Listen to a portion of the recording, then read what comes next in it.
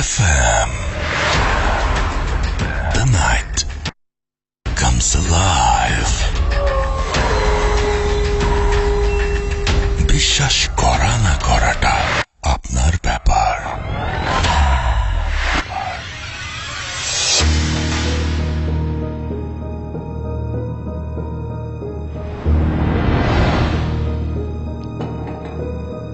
Welcome back. 7 দিন পর আবারও ফিরে আসলাম আমি রাসেল, এবং সঙ্গে ফিরে আসলো ভূত এফএম। আপনাদের সবাইকে স্বাগত জানাচ্ছি ভূত এফএম, এবং আশা করছি যে যেখানে আছেন ভালো আছেন এবং সব সময় ভালোর দলে আছেন। এবং আস্তে আস্তে গরম কমতে শুরু করার কথা হলেও ঢাকাতে গরম সন্ধ্যার পরে কমলেও দিনে বেশ ভালোই থাকে। এখন ওয়েদারটা বেশ ভালোই আছে। আমার মনে হয় যে সবাই আস্তে আস্তে শীত যত বেশি বাড়ে তত বেশি আমরা শীত মানেই কেন যেন রাত জেগে গল্প শোনা, এরকম আমার মনে হয়। যদিও ভূত এফএমে যা শোনানো হয় তার সবই ঘটনা, তারপরেও আশা করছি যে আপনারা যে যেখানে আছেন ভালো আছেন এবং অধীর আগ্রহে আছেন আমাদের আজকের অতিথিদের কাছ থেকে আজকের ঘটনাগুলো শোনার জন্য।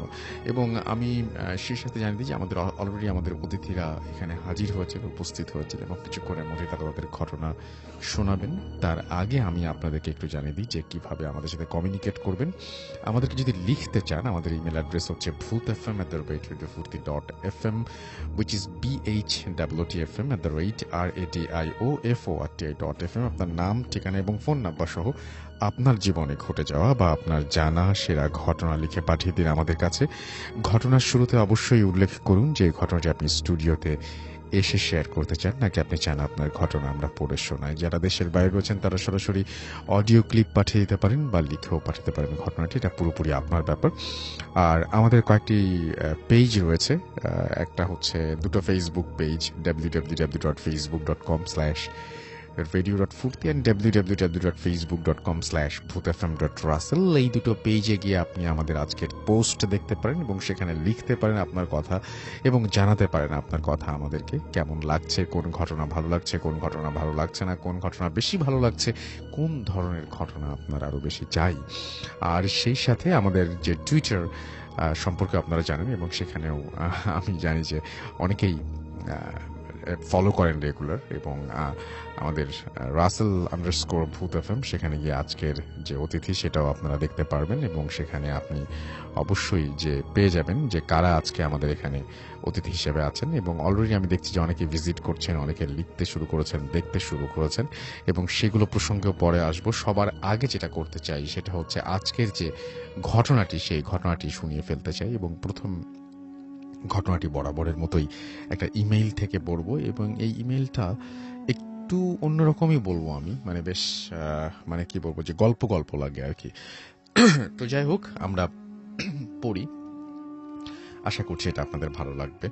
আমার কাছে যিনি লিখেছেন তিনি হচ্ছেন শিকদার মেহেদি হাসান, এবং তিনি যেভাবে লিখেছেন আমি সেভাবেই পড়ার চেষ্টা করছি। লিখছেন, আসসালামু আলাইকুম রাসেল ভাই, আমি শিকদার মেহেদি হাসান মাগুরা জেলার কোনো একটা স্থান থেকে বলছি। আশা করি আপনি ভালো আছেন। আমার সাথে বিগত কয়েক মাস ধরে ঘটে চলা বাস্তব ঘটনাটি শেয়ার করব, যদিও তাতে আমার অনেক ক্ষতি হতে পারে। আগে অনেকবার লিখতে যেয়েও কলমটা বারবার থেমে যেত।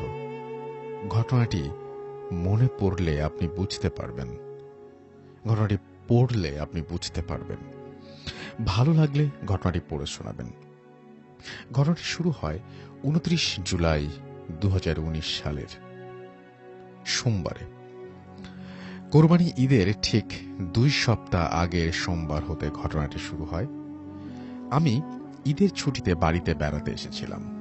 আমি বাইরের দেশের যে ইউনিভার্সিটিতে পড়ব বলে পাসপোর্ট করব ভেবেছিলাম, কিন্তু আমার জন্ম নিবন্ধন কার্ডে কিছু ভুল থাকার কারণে আমি সেটা ইউনিয়ন কাউন্সিল অফিসে সংশোধন করতে দিয়েছিলাম। সেটা আনতে যাব বলে আমি সিদ্ধান্ত নেই, আর তাই আমি সেদিন বিকেল বেলা বাজারে যাওয়ার সিদ্ধান্ত নিলাম।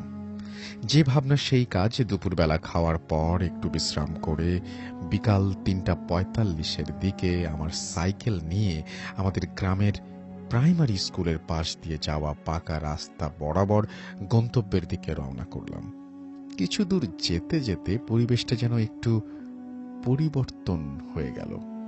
আমার কানে কোনো এক অজানা স্থান থেকে ভেসে আসতে লাগলো এক সুমধুর গান। গানটা যে কি ছিল আমি বুঝতে পারছিলাম না, তবে কেন যেন গানটা আমাকে এক অন্য জগতে ভাসিয়ে নিয়ে যাচ্ছিল। যতই সামনে যাচ্ছিলাম গানের সুর ততই সুন্দর হতে লাগলো। তবে খেয়াল করার বিষয় এটা, আমার মনে তখনও কোনো ভয় আসেনি, কারণ তখন ছিল বিকেলবেলা। যদিও আমি সেদিন খেয়াল করেছিলাম সারা রাস্তা জুড়ে একটা লোকও দেখতে পেলাম না।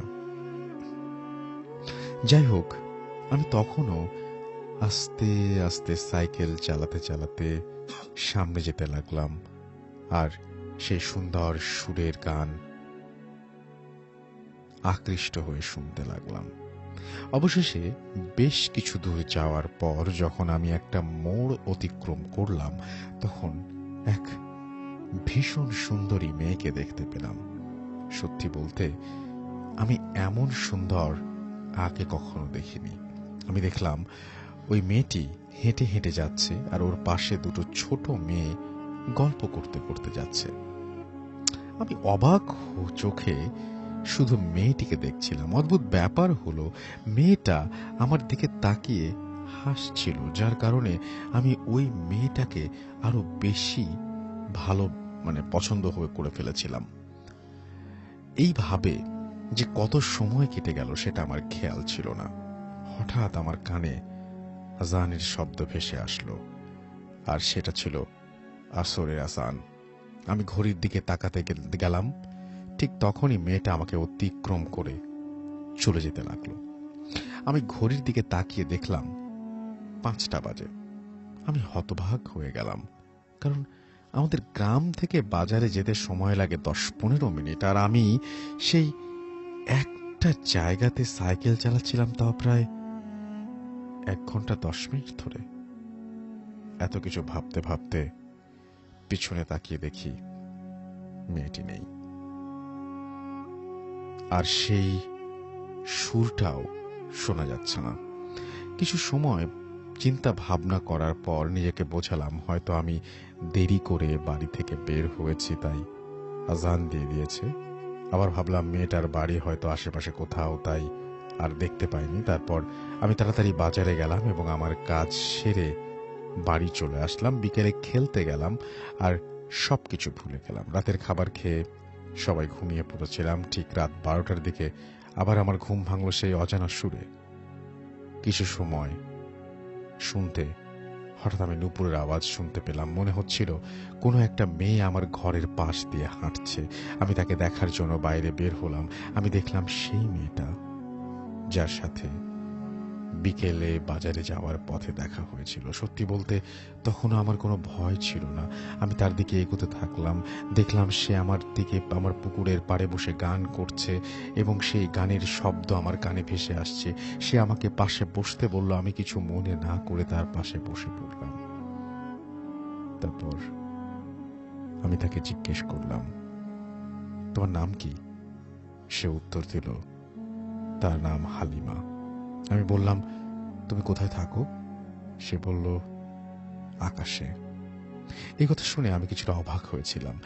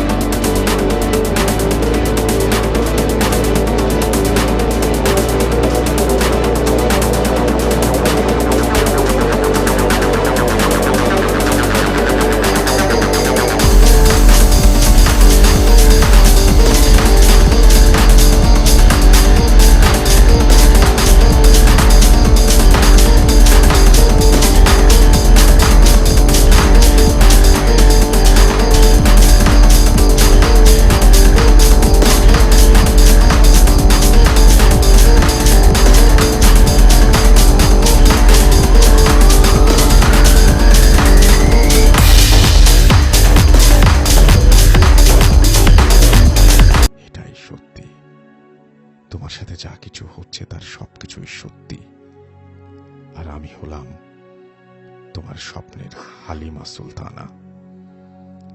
তখন হঠাৎ আমার মনে পড়ে গেল আমি বহুদিন আগে একটা মেয়েকে স্বপ্ন দেখতাম, তার নাম হালিমা। সে আমার স্বপ্নে আসতো আর আমার সাথে গল্প করত, আর এই স্বপ্নের জন্য আমার বাবা মা আমাকে অনেক হুজুর দেখিয়েছেন। তারপরও স্বপ্নটা যেন কখনোই থেমে থাকতো না। মাঝখানে ৩-৪ বছর যাবৎ আমি স্বপ্নে আর তাকে দেখতাম না। এবার আমি মনে মনে ভাবতে লাগলাম, বহুদিন আগে থেকে দেখে আসা সেই স্বপ্নের মেয়েটার সাথে গতকালকে দেখা মেয়েটার সব কিছু যেন মিলে যাচ্ছিল। মনকে কিছুতেই বুঝাতে পারছিলাম না স্বপ্ন কি কখনো সত্যি হয়। তখন আমি তাকে বললাম, তুমি যদি সত্য হয়ে থাকো তাহলে কেন তুমি শুধু স্বপ্নে আসো, আর কেনই বা আজান দিলে তুমি চলে যাও, সব সময় কেন থাকো না? এই কথা শুনে সে বলল যে আমি চাই কি না সব সময় তার সাথে থাকতে। এবং আমি যখন হ্যাঁ সূচক উত্তর দিলাম তখন সে তার দিকে তাকাতে বলল। আমি তাকিয়ে দেখি দূর আকাশে কোনো একটা আলোর ভেতর থেকে মনে হচ্ছে কিছু একটা আমাদের দিকে এগিয়ে আসছে। আমি দেখতে পেলাম যে এগিয়ে আসছে, তার পরনে ছিল নীল শাড়ি, নীল চুড়ি, এবং বেশ সুন্দর লাগছিল তাকে দেখতে। এইভাবে প্রতিদিন সে আমার সাথে দেখা করতো, মানে আমি বুঝতে পারতাম এটা আমার দেখা সেই মেয়েটা। এভাবে প্রতিদিন সে আমার সাথে দেখা করতে লাগলো। একদিন আমি আমার বাবা মাকে তার কথা বললাম, দেখানোর চেষ্টা করলাম, তাদেরকে বললাম, দেখো তো আমার সাথে একটা মেয়ে আছে, তোমরা দেখতে পাচ্ছ কিনা? তারা বলল না। অথচ সেই হালিমা নামের মেয়েটাও তখনও আমার সামনে দাঁড়িয়েছিল। তারপর আমার বাবা মা সিদ্ধান্ত নিল আমাকে একটা হুজুরের কাছে নিয়ে যাবে। যে ভাবনা সেই কাজ। হুজুর আমাকে দেখে তখন বলল যে তোমার ছেলেকে পড়িতে আসর করেছে, এখন এর থেকে মুক্তি পাওয়া তো অনেক কষ্টকর। তারপর আমাকে কিছু তেল পড়া ও পানি পড়া দিল এবং বাড়ি নিয়ে গেল। ওই দিন রাতেই সেই মেয়েটা আমাকে বলল যে আমাকে তার থেকে নাকি কেউ আলাদা করতে পারবে না, এবং সে বলল আমাকে আজকে রাতে তাদের বাড়িতে নিয়ে যাবে। এরপর সে আমার হাতটা ধরে আমাকে নিয়ে যেতে লাগলো। মনে হলো আমি যেন হাওয়ায় ভাসতে ভাসতে আস্তে আস্তে আকাশের দিকে উঠতে লাগলাম। হঠাৎ এক সময় সবকিছু বদলে গেল। সুন্দর রাস্তা, দুই পাশে অসাধারণ সব গাছপালা যেগুলো আমি কখনো দেখিনি। এরপর সে আমাকে তাদের বাড়ির ভেতরে প্রবেশ করালো। বাড়িটা দেখে মনে হলো যেন কোনো বেহেশতে প্রবেশ করেছি। তারপর দেখতে পেলাম একটা মহিলা এবং একটা পুরুষ লোক আমার সামনে আসলো এবং আমাকে সালাম দিল। আমাকে বলল, বাবা তুমি কেমন আছো? আমার মেয়েটা কি তোমাকে অনেক জ্বালাতন করে? তারা আমাকে ঘরের মধ্যে নিয়ে গেল এবং সেখানে বসতে দিল। আর সেই মেয়েটি বলল, আমি তোমার জন্য রান্না করতে যাচ্ছি। তারপর সেই হালিমা মেয়েটা আমাকে একটা বাগানের মধ্যে নিয়ে যায় এবং সেখানে আমি দেখতে পাই সুন্দর নদী, অনেক ধরনের গাছ এবং অনেক ফুলের সুগন্ধ। সেখান থেকে পানিতে বসে হাত মুখ ধুয়ে কিছুটা পানি আমি পান করি। তারপর আমরা দুজনে হাঁটতে হাঁটতে অনেক দূরে গেলাম, বিচিত্র রকমের জিনিস দেখতে পেলাম। সে আমাকে একটা গাছের নিচে নিয়ে গেল এবং মানে আমরা খুব তাড়াতাড়ি বিয়ে করার সিদ্ধান্ত নিলাম। আমি বলছিলাম যে আমি কিন্তু একটু ভয় পাচ্ছিলাম না। এবং সেখান থেকে আসার পরে তার রান্না করা সব খাবার খেলাম এবং অসম্ভব রকমের ভালো স্বাদ ছিল সেগুলোর। সেখানে ছিল রাজ্যের পর একটা রাজ্যের পরে যেন আরেকটা রাজ্য আমি দেখতে পাচ্ছি। সবকিছু দেখলাম এবং আমাদের বিয়ের উৎসব শুরু হলো। ঠিকানা এভাবে ৩-৪ দিন কাটানোর পরে আমাদের বিয়ে হয় এবং সেখানে ওদের আত্মীয় স্বজন সবাই আসলো। চমৎকার একটা অনুষ্ঠান। এবং এভাবে কিছুদিন থাকার পর আমি তাকে বললাম, সামনে তো ঈদ, আমাকে একটু বাড়িতে দিয়ে আসবে, তাহলে আমি ঈদ করতে পারবো, আর তুমিও আমার সাথে যাবে। সে আমার কথায় রাজি হলো এবং ঈদের দিন সকালে আমি ঘুম থেকে উঠি, আমার বিছানার চারিদিকে অনেক লোকজন, আমার বাবা মা আমাকে ঘিরে কান্নাকাটি করছে আর বলছে, বাবা তুই এতদিন কোথায় ছিলি? 1 সপ্তাহ ধরে তোকে কত খুঁজেছি, কত হুজুরের কাছে গেছি, হুজুর বলল তোকে নাকি চীনের দেশে নিয়ে গেছে। আমি তখন তাদেরকে কিছু বললাম না। গোসল করে আব্বু আর ভাইয়ার সাথে নামাজ পড়তে গেলাম। রাতে খাবার খেতে বসার পরে মা বাবাকে সমস্ত ঘটনা বললাম, তারা বিশ্বাস করলো। আর তাদেরকে বললাম তারা যেন এই কথা আর কোনো মানুষকে না বলে। এভাবেই চলতে লাগলো আমার জীবন। আমার স্ত্রীকে শুধুমাত্র আমি ছাড়া আর কেউ দেখতে পায় না, তবে বিভিন্ন ঘটনার মাধ্যমে আমার স্ত্রী প্রমাণ করে দেয় তার অস্তিত্ব বাড়িতে আছে, সে আমার সাথে থাকে। আমার মাঝে মাঝে আমরা তার বাড়িতে ঘুরতে যাই, সেখানে ঘুরে আবার চলে আসি। এভাবেই চলছে আমার জীবন। সত্যি বলতে ভয় লাগে না, এগুলোর সাথে এখন অভ্যস্ত হয়ে গেছি। ভেবেছিলাম অনেক দিন আগে আমার ঘটনাটা লিখব, কিন্তু আমার স্ত্রী লিখতে দিত না। অনেক কষ্ট করে বোঝানোর পর আজ লিখলাম। স্টুডিওতে গিয়ে ঘটনাটি শেয়ার করতে পারবো না, কারণ আমার স্ত্রী চায় না আমাকে সবাই দেখে চিনে ফেলুক যে আমার বউ যে জিন, এটা মানে আমিও চাই না। এবং তারপরে তার ফোন নাম্বার দিয়েছেন এবং তিনি বলছেন যে চাইলে আমার এই ঘটনাটার সত্যতা যাচাই করতে পারেন, তিনি তার ফোন নাম্বার দিয়েছেন। না, আমি আসলে যাচাই করার কেউ না, যাচাই করবেন যারা শুনছেন তারা। এবং আপনি আপনার নাম বলেছেন শুরুতে, এবং আপনি যদি শুনে থাকেন এই মুহূর্তে, তাহলে আপনি ফেসবুকে কমেন্টও করতে পারেন যে আজকে আমার ঘটনা পড়া হচ্ছে। তাতে যদি কেউ আপনার সাথে কন্ট্যাক্ট করতে চায়, definitely they can do it. আমি যেটা করতে চাই সেটা হচ্ছে সরাসরি এখন আমাদের অতিথির কাছে চলে যেতে চাই, এবং এই ঘটনাটা কেমন লেগেছে সেটা আপনারা অবশ্যই জানাবেন আমাদেরকে ফেসবুকে বা টুইটারে। আমি চলে যাচ্ছি আমাদের প্রথম অতিথির কাছে, তার ঘটনাটা শুনে আসবো। আপনার নামটা প্লিজ একটু বলবেন, কোথা থেকে এসছেন সেটা বলবেন, তারপর আপনার ঘটনায় যাব। আসসালামু আলাইকুম, থ্যাংক ইউ রাসেল ভাই। হ্যালো লিসেনার্স, আমি ফারহান ফ্রম উত্তরা। রাসেল ভাই, আজকে যে ঘটনাটি আমি বলবো এটি আমার নিজের সাথে ঘটে যাওয়ার লাস্ট জুন মাসের একটি ঘটনা। তো সাডেনলি আমি, আমার 2টা ফ্রেন্ড কাঞ্চন এবং ফয়সাল, আর আমাদের একজন মামা আলো মামা, তো আমরা 4 জন মিলে একটা প্ল্যান করি চাঁদপুর যাব। তো চাঁদপুরে মামার এক ফ্রেন্ড আছে, ওনার বাসায় যাব। তো আমরা অ্যাজ ইউজুয়াল আমাদের সাথে আমরা 2টা বাইক নিয়ে আমরা 4 জন মুভ করি। তো আমরা বাইক নিয়ে সদরঘাট আসি, এখান থেকে বাইক লঞ্চে উঠাই, আবার ওখানে যে লঞ্চ ঘাট থেকে নেমে বাইক নিয়ে যাচ্ছি। তো বাইক নিয়ে কিছু দূর আমরা প্রায় চাঁদপুর হাজীগঞ্জ পর্যন্ত যাই। দেন ওখান থেকে আরো মিনিমাম 30 to 40 কিলোমিটার রাস্তা।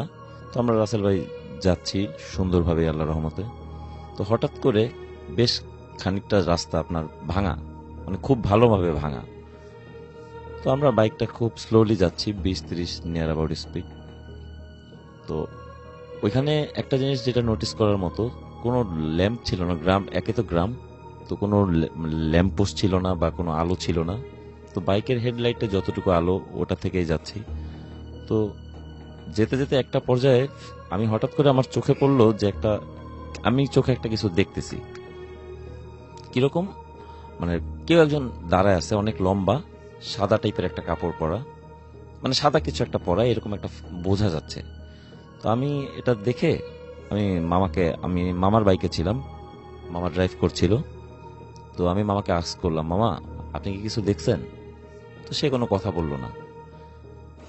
তো একটু পরে আমি আবার তাকে আস্ক করলাম, মামা কি ব্যাপার, আপনি কিছু বলতেছেন না? তো বলতেছে, কথা বলিস না, তুই পারলে দোয়া পড়। আর এর মাঝখানে উনি মানে 3বার কাশি দিছে রাসেল ভাই। তো এই জিনিসটা আমি ছোটবেলা শুনেছি যে কেউ কিছু দেখলে বা কোনো কিছু এরকম ফিল করলে তখন দেখতাম, মানে শুনতাম যে কাশি দিছে, এই স্টাইলের একটা ইয়া দিছে। তো মামাও দেখলাম সেম। তো বলতেছে, তুই দোয়া পারলে দোয়া পড়। আমি অ্যাজ ইউজুয়াল দোয়া পড়তেছি। তো কিছুক্ষণ পরে আমরা যখন যে আমাদের যে ডেস্টিনেশন ছিল ওখানে যে পৌঁছানোর পরে মামাকে আমি আবার আস্ক করলাম, মামা আপনি এরকম করলেন কেন, বললেন না কেন? তখন মামা বলল, আমি ওইখানে মানে আমিও এই জিনিসটাই দেখছি যে একটা মহিলা টাইপ, অনেক লম্বা, সাদা কাপড় পরা, ওনার চুল মানে সামনের দিকে দেয়া, এই টাইপের একটা কিছু। তো আর চোখ দিয়ে মানে মনে হচ্ছে ব্লাড পড়তেছে। তো মামা বলতেছে এরকম একটা আমি এই জিনিসটা দেখছি, আর এইসব যখন দেখে তখন কথা বলতে হয় না, তখন দোয়া দুরূদ পড়তে হয়, তাহলে এটা চলে যায়। তো আমরা অ্যাজ ইউজুয়াল ওখান থেকে জিনিসটা ক্রস করে চলে আসছি। তো পরের দিন আমরা সেম টাইমে মানে সরি 3টা-4টার দিকে বিকেল বেলা আমরা বের হয়েছি ঘুরতে। তখন ওই এলাকার যে মামার বাসায় গেছি, ওনার সাথে উনিও আমাদের সাথে ছিল। তো আমরা ওই জায়গাটা থেকে যাচ্ছি, তখন ওনাকে জিজ্ঞেস করলাম, মামা এই জায়গাটা এরকম একটা বিষয় আমরা তো নোটিস করলাম গতকালকে, এখানটা কি আসলে কেমন? তখন উনিও বলল যে এই জায়গাটা খুব একটা ভালো না, এখানে এরকমের রাত বিরাতে প্রায় এই ধরনের ইনসিডেন্ট দেখা যায়। That's it. এটাই ছিল আমার ঘটনা। থ্যাংক ইউ সো মাচ আপনার আসলে ঘটনার জন্য। আমি একটু বলতে চাচ্ছি, জি, জি, আমার বলুন। কিছু লিসেনার্স শুনছে। না, আমরা এটা চাচ্ছি না এখন বলতে। থ্যাংক ইউ সো মাচ, আপনাকে অনেক ধন্যবাদ আপনার ঘটনা বলার জন্য, এবং যারা শুনছেন তাদেরকে আমি আমার পক্ষ থেকে ধন্যবাদ জানিয়ে দিচ্ছি। এবং আমাদের সাথে আমি এই জন্য নিষেধ করি, যখন অন্য কোনো গেস্ট এটা বলেন তখন সবাই বলতে শুরু করেন, ঝামেলা হয়ে যায়। তো যাই হোক, জিল্লুর আমাদের সাথে আছেন, এবং জিল্লুর আমাদের সাথে শুনছেন টুইটারে। এছাড়াও মানে টুইটারে আমাদের সাথে আছেন আর কি, এবং শুনছেন আমাদের আজকের ঘটনাগুলো। রানি আফ্রিদি আমাদের সাথে আছেন, ময়মনসিং থেকে শুনছেন তিনি। জ্যোতির্ময় আমাদের সাথে আছেন এবং তিনিও শুনছেন। এস আর রাজ আমাদের সাথে আছেন, তিনি রাজশাহী থেকে শুনছেন। বিশাল বৈরাগী রাজবীর আমাদের সাথে আছেন এবং তিনি গোপালগঞ্জ থেকে শুনছেন। লাস্ট 7 ইয়ার্স ধরে তিনি ভূত এফএম শোনেন। মইনুর সাগর আমাদের সাথে আছেন এবং ফার্স্ট স্টোরিটা তার কাছে অনেক বেশি ভালো লেগেছে, সেটা তিনি জানিয়েছেন। আমাদের সাথে আছেন দেখতে পাচ্ছি। এছাড়াও মনোজ কান্তি, এবং তিনিও বলছেন যে ফার্স্ট ইমেলটা তার কাছে অনেক বেশি ভালো লেগেছে। এবং আমাদের সাথে আছেন আদি, এবং তিনি শুনছেন এই মুহূর্তে। শান্ত ইসলাম হাসান আমাদের সাথে আছেন। এমডি রফিকুল ইসলাম আমাদের সাথে আছেন এবং সাভার থেকে শুনছেন তিনি। তুহিন ইসলাম আমাদের সাথে আছেন এবং আমাদের সাথে আছেন দেখতে পাচ্ছি তন্ময় ইসলাম সৈকত। ইমেলটা ভালো লেগেছে টি আর নিলয়ের কাছে। এস আর রাজ আমাদের সাথে আছেন, ইমেলটা সেই রকম, তিনি তাই বলেছেন। এছাড়া আমাদের সাথে আছেন দেখতে পাচ্ছি শাকিরুল ইসলাম, এবং তিনি বলছেন যে আসসালামু আলাইকুম রাসেল ভাই, ভূত এফএম এর সাথে আছি এবং ভবিষ্যতেও থাকবো ইনশাআল্লাহ। খুলনা থেকে শুনছেন তিনি। আমাদের সাথে আছেন নূর সিদ্দিকী, ধানমন্ডি থেকে শুনছেন তিনি 2010 থেকে। আর এছাড়াও মোহাম্মদ রাজীব আমাদের সাথে আছেন এবং বলছেন যে প্লিজ আমার কমেন্টটা পড়েন। আমাদের সাথে আছেন দেখতে পাচ্ছি টি আর নিলয়। ভূত এফএম এর জন্যই আমি টুইটার অ্যাকাউন্ট খুলেছি, because I love Bhoot FM. Thank you very much আমাদের সঙ্গে থাকার জন্য। টুইটারে এটা জানা উচিত। আচ্ছা, রাজশাহী থেকে শুনছেন, আমাদের সাথে আছেন দেখতে পাচ্ছি রাজ। এছাড়াও আমাদের সাথে আছেন দেখতে পাচ্ছি সাবিত মুক্ত, এবং বগুড়া থেকে শুনছেন তিনি। আমাদের সাথে আছেন শাহরিয়ার শোভন। ফয়সাল খুশি আমাদের সাথে আছেন, হ্যালো ভাই লিখেছেন তিনি। চিঙ্কু ডিএক্স আমাদের সাথে আছেন। মাসুদ আবদুল্লাহ আল রাজি আমাদের সাথে আছেন। আমাদের সাথে আছেন দেখতে পাচ্ছি এছাড়াও আরো অনেকেই। রায়হান হোসাইন জনি আমাদের সাথে আছেন। আর এস রাহাত আমাদের সাথে আছেন। এমডি ইসরাত জাহান আমাদের সাথে আছেন। আমাদের সাথে আছেন দেখতে পাচ্ছি আরো অনেকেই। তো যাই হোক, আর এইচ রত্ন আমাদের সাথে আছেন, আমাদের সাথে আছেন দেখতে পাচ্ছি। এছাড়াও আরো অনেকেই। Thank you very much. আপনি আমাদের দ্বিতীয় অতিথির কাছে আমরা এখন চলে যাবো, তবে তার আগে একটু ফেসবুকে যাব আমরা। আমাদের ফেসবুকেও আপনারা অনেকে লিখছেন আমাদের যে ঘটনা, সেই আমাদের যে আজকের যে ভূত এফএম সেই সম্পর্কেই। এবং আমি দেখতে পাচ্ছি যে যারা লিখছেন তাদেরকে প্রথমে আমি ধন্যবাদ জানাচ্ছি। এবং ফেসবুকে আমাদের দুটো পেজ রয়েছে, www.facebook.com/radio.ফুর্তি and www.facebook.com/bhutfm.russell। এছাড়াও আমাদের যে টুইটারের পেজটা রয়েছে russell_bhutfm দিয়ে আপনি পেয়ে যাবেন সেটা, এবং সেখানে গিয়ে আপনি খোঁজ নিতে পারেন। আর আমাদের যদি ইমেইল করতে চান, আমাদের ইমেইল অ্যাড্রেস হচ্ছে bhutfm@radiofurti.fm, which is bhutfm@radiofort.fm। আপনার নাম, ঠিকানা এবং ফোন নাম্বার সহ আপনার জীবনে ঘটে যাওয়া বা আপনার জানা সেরা ঘটনা লিখে পাঠিয়ে দিন আমাদের কাছে। ঘটনার শুরুতে অবশ্যই উল্লেখ করুন যে ঘটনাটি আপনি স্টুডিওতে এসে শেয়ার করতে চান, নাকি আপনি চান আপনার ঘটনা আমরা পড়ে শোনাই। যারা দেশের বাইরে যে আছেন তাদেরকে বলবো যে সরাসরি অডিও ক্লিপ মানে পাঠিয়ে দিতে বা লিখেও পাঠাতে পারেন। আমি দেখতে পাচ্ছি যে এমডি আবু হুরায়রা আমাদের সাথে আছেন এবং তিনি বলছেন কমেন্ট পড়তে বলেছেন তিনি। এমডি মিলন আকন্দ আমাদের সাথে আছেন। আমাদের সাথে আছেন দেখতে পাচ্ছি এছাড়াও নুসরাত তিশা চট্টগ্রাম থেকে শুনছেন তিনি। শাহিন মৃধা আমাদের সাথে আছেন। আরশাদুল জান্নাত জামান নাফিস আমাদের সাথে আছেন। শাকিবুর রহমান আমাদের সাথে আছেন। আমাদের সাথে আছেন অভিষেক বিশ্বাস, কেমন আছেন ভাইয়া? আছেন আমাদের সাথে দেখতে পাচ্ছি সাইদুর রহমান পারভেজ, এবং ভূত এফএম শুনতে ভালো লাগছে তার কাছে। আমাদের সাথে আছেন দেখতে পাচ্ছি কবির, এবং এছাড়াও আছেন এমডি তানিন, ইমরান হুসাইন, বিওয়াই, সিলেট আমাদের সাথে আছেন দেখতে পাচ্ছি। মিজানুর রহমান, শিমুল আল শফি, শিকদার ইব্রাহিম অভি আমাদের সাথে আছেন। আহমেদ রিয়াদ আছেন আমাদের সাথে। আলী আরিফ, এছাড়াও এমডি হাসান আমাদের সাথে আছেন। আমাদের সাথে আছেন এমডি মিলন আকন্দ, এছাড়াও আছেন এমডি আনোয়ার হুসাইন। প্রথম ঘটনাটি ভালো লেগেছে, বগুড়া থেকে লিখেছেন। ফারাবি বিনতে তিতাস আমাদের সাথে বলছেন যে কমেন্ট পড়া হয় না। বিলাল হুসাইন সিরাজগঞ্জ থেকে শুনছেন। MD Rafiqul Islam, I love Bhoot FM. Shahriar Hussain Moghbazar থেকে শুনছেন। এমডি সৈয়ব হাসান খুলনা থেকে শুনছেন। আরমিন নীলি আমাদের সাথে আছেন, জানিয়েছেন সেটা। আলম খোরশেদ আমাদের সাথে আছেন, তিনি বলছেন যে আই হ্যাভ সাম স্টোরি, পাঠিয়ে দিন ভূত এফএমের আমাদের যে ইমেল অ্যাড্রেস সেখানে। এমডি আসগার আলী আমাদের সাথে ফার্স্ট স্টোরি ভালো ছিল, প্রিন্স সৈকত অনেক সুন্দর লাগছে। এছাড়াও লিখছেন আমাদেরকে শেখ মোহাম্মদ রাজীব হাসান সহ আরো অনেকে।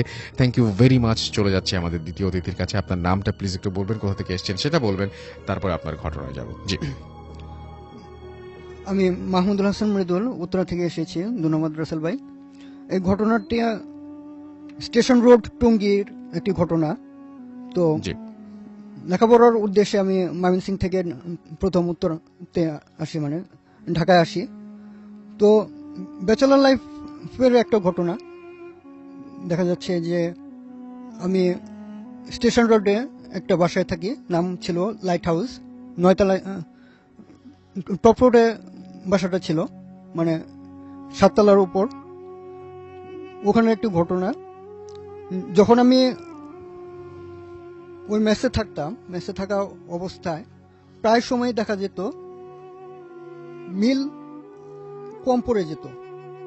বিষয়টা এরকম না যে প্রায় সময় কমে যেত, বিশেষ করে একটা নির্দিষ্ট সময়ে মিলটা, যখন 10 জন আছি বা 8 জন আছি, মিলটা ক্যালকুলেশন করে ভাগ করে দেওয়া হচ্ছে। তো সেখানে দেখা যাচ্ছে দুপুরের মিলটা একটা বা দুইটা মিল প্রায় সময় বেড়ে যেত, রাতে আনফরচুনেটলি একটা বা দুইটা কম পাওয়া যাচ্ছে। স্বভাবতই বাজারের দায়িত্ব বা একটা নির্দিষ্ট সময় পরে মিলটা ভাগ করার দায়িত্ব আমার উপরে পড়ে। 1 সপ্তাহ অতিবাহিত হওয়ার পর এই দায়িত্বটা আমাকে দেওয়া হয়। আমি প্রথম দিন যখন ভাগ করলাম, দেখলাম যে সেম ঘটনা ঘটলো। দ্বিতীয় দিন আমাকে আবার দায়িত্ব দেওয়া হলো। তখন আমি গ্রেটফুলি আমার এক বড় ভাইকে সঙ্গে নিলাম, যে ভাই দেখেন আজকে 1 সপ্তাহ ধরে একই ঘটনা ঘটছে, তো নিশ্চয়ই এখানে কোনো ঘটনা থাকতে পারে। তো দুজনে মিলে গুনে গুনে 10টা বা 12টা মিল ভাগ করে দেওয়া হয়েছে। পাশাপাশি আমার যে রুমমেট ছিল, তো ওই রুমমেটটা একটা কল সেন্টারে চাকরি করতো। কল সেন্টারে ওই ভাইকে বলে রাখলাম যে ভাইয়া আপনি তো বাসায় থাকেন, আপনার তো নাইট ডিউটি, তো আপনি এই বিষয়টুকু খেয়াল রাখবেন যে দুপুরের মিলটা কম পড়ছে না, কিন্তু রাতে এরকম কেন হচ্ছে। পরবর্তীতে ওই ভাইয়াটা বিষয়টা বুঝতে পারলো। বোঝার পরে খুব সম্ভবত রাতের 9টা বা 9:30 এরকম বাজে, সে রেডি হচ্ছে যে তার কল সেন্টারের কাজে যাবে। তো দেখলো কি, একটা বিদ্যুটে কালো বিড়াল, মানে এরকম বিশ্রী একটা কালো বিড়াল 7তলার উপরে আসছে। কিচেন রুমে গেল, যাওয়ার পরে যে বাটিগুলি আমরা ভাগ করে রাখতাম মিলের জন্য, ওখানে ঘোরাফেরা করছে বা গন্ধ শোকার চেষ্টা করছে। গন্ধ শোকার চেষ্টা করার পরে সে খাবারের জন্য চেষ্টা করেনি। মানে যদি এরকম হতো যে সে হয়তো ফেলে নষ্ট করবে বা নষ্ট করার চেষ্টা করেনি, সে গন্ধটা শুকে যে ভেন্টিলেটরটা ছিল, ভেন্টিলেটরের উপর দিয়ে লাফ দিয়ে চলে গেছে। চলে যাওয়ার পরে ওই ভাইটা বিষয়টা খেয়াল করলো যে একটা কালো বিড়াল প্রতিনিয়ত আসছে। তো সে ওয়াশরুমে গেল। ওয়াশরুমে যাওয়ার ফ্রেশ ট্রেশ হয়ে যখন সে আবার কিচেন রুমের দিকে গেল, দেখা গেল যে 2টা মিল এখানে কম পড়ে গেছে।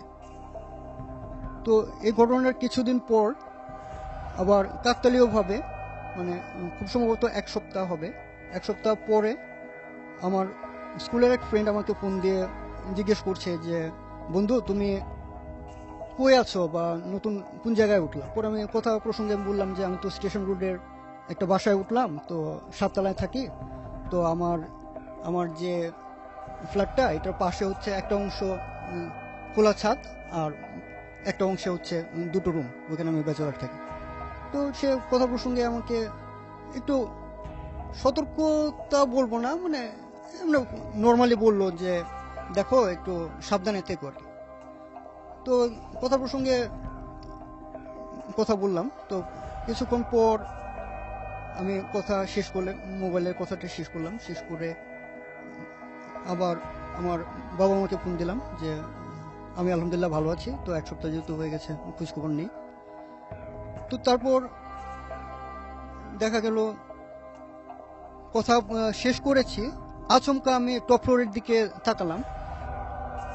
অর্থাৎ 7 তলার যে টপ ফ্লোরটা একটা অংশ, ওইখানে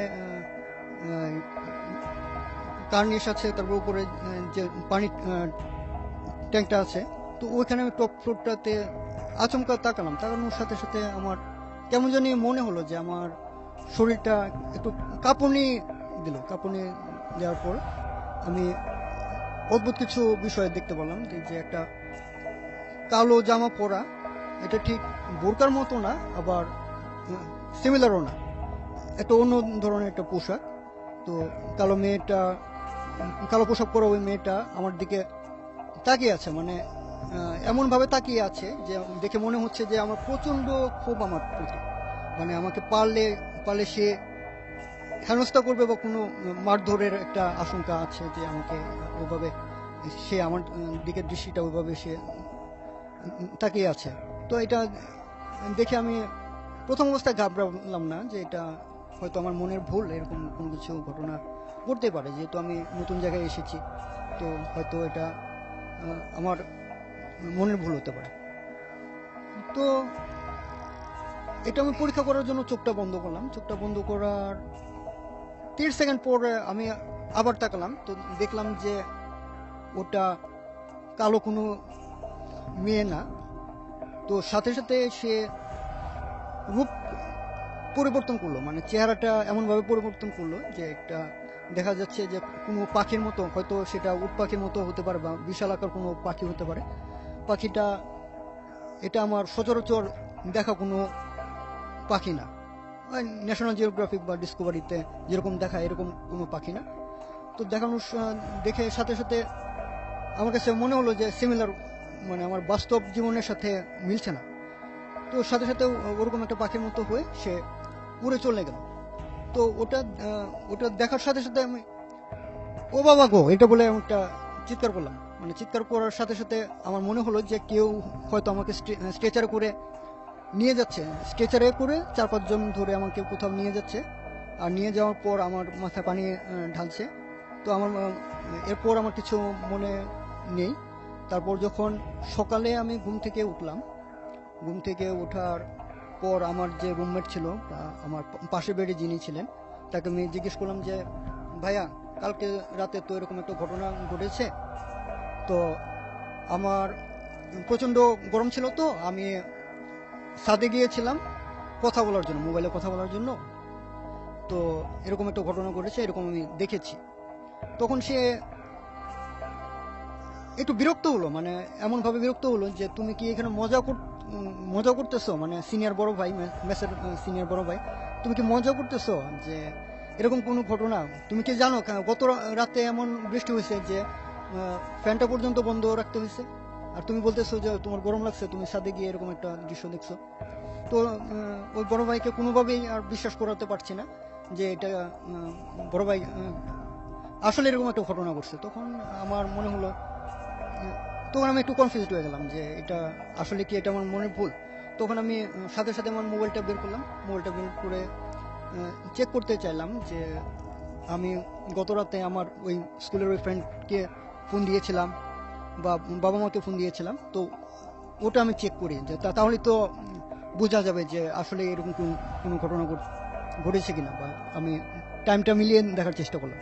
তো আমার ফোনটা নিলাম, ফোনটা নেওয়ার পরে আমি কাকতালীয়ভাবে খেয়াল করলাম যে আমার ডায়ালে কোনো নাম্বার নেই বা কোনো মিস কল নেই বা কোনো রিসিভ করা নেই, সম্পূর্ণ ব্ল্যাঙ্ক অবস্থায় আছে।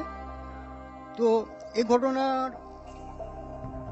5-6 দিন পর একদিন আমি আমার পলিটেকনিক থেকে বাসায় গেলাম। বাসায় যাওয়ার ক্লাস শেষ করে বাসায় যাওয়ার পর খুব সম্ভবত এটা মাগরিবের আজান দিবে এরকম একটা সময়। তো আমি বাসায় গেলাম। বাসায় ওই টাইমটাতে কেউ ছিল না, আমি একাই দরজা খুলে ভিতরে গেলাম। ভিতরে যাওয়ার পর ভিতর থেকে একটা ধূপ জ্বালালে যেরকম গন্ধ হয় ঠিক সেরকম একটা গন্ধ। আমার মনে হলো যে কেউ ধূপ জ্বালিয়েছে। তো ভিতরে গিয়ে আর আমি এরকম কোনো কিছু পাইনি যে ধূপ জ্বলছে না, কিন্তু আমার নিঃশ্বাস নিতে কষ্ট হচ্ছে বা আমার নিঃশ্বাসে আমি এটা স্পষ্ট বুঝতে পারছি যে এটা ধূপ জ্বালানো হয়েছে। তো এর কিছুক্ষণ পর আমি ওয়াশরুমে গিয়ে ফ্রেশ হয়ে তারপর আবার যখন আসলাম তখন নিচে যাব যে কোনো একটা কারণে, তখন যেহেতু আমি পলিটেকনিকে পড়ছি তো আমার যে কোনো একটা প্রয়োজন, আমি নিচে গেলাম। নিচে যাওয়ার পর নিচে যাব আমি, ছাদের যে দরজাটা ওই দরজাটা আমি বন্ধ অবস্থায় পেলাম বা আমার কাছে মনে হলো যে বাইরে থেকে কেউ আটকিয়ে দিয়েছে। তো আমি বাইরে থেকে প্রচণ্ড ধাক্কা দিচ্ছি কিন্তু দরজাটা কোনো অবস্থায় খুলছে না। তো যেহেতু আমরা একবারই টপ ফ্লোরে থাকতাম বা এখানে নিচে একবারে নিচে, আপনার শেষ করতে হবে ঘটনাটা কি হয়েছে, তারপরে আমি তারপরে আপনি মূল ঘটনায় আসি আমরা। জি,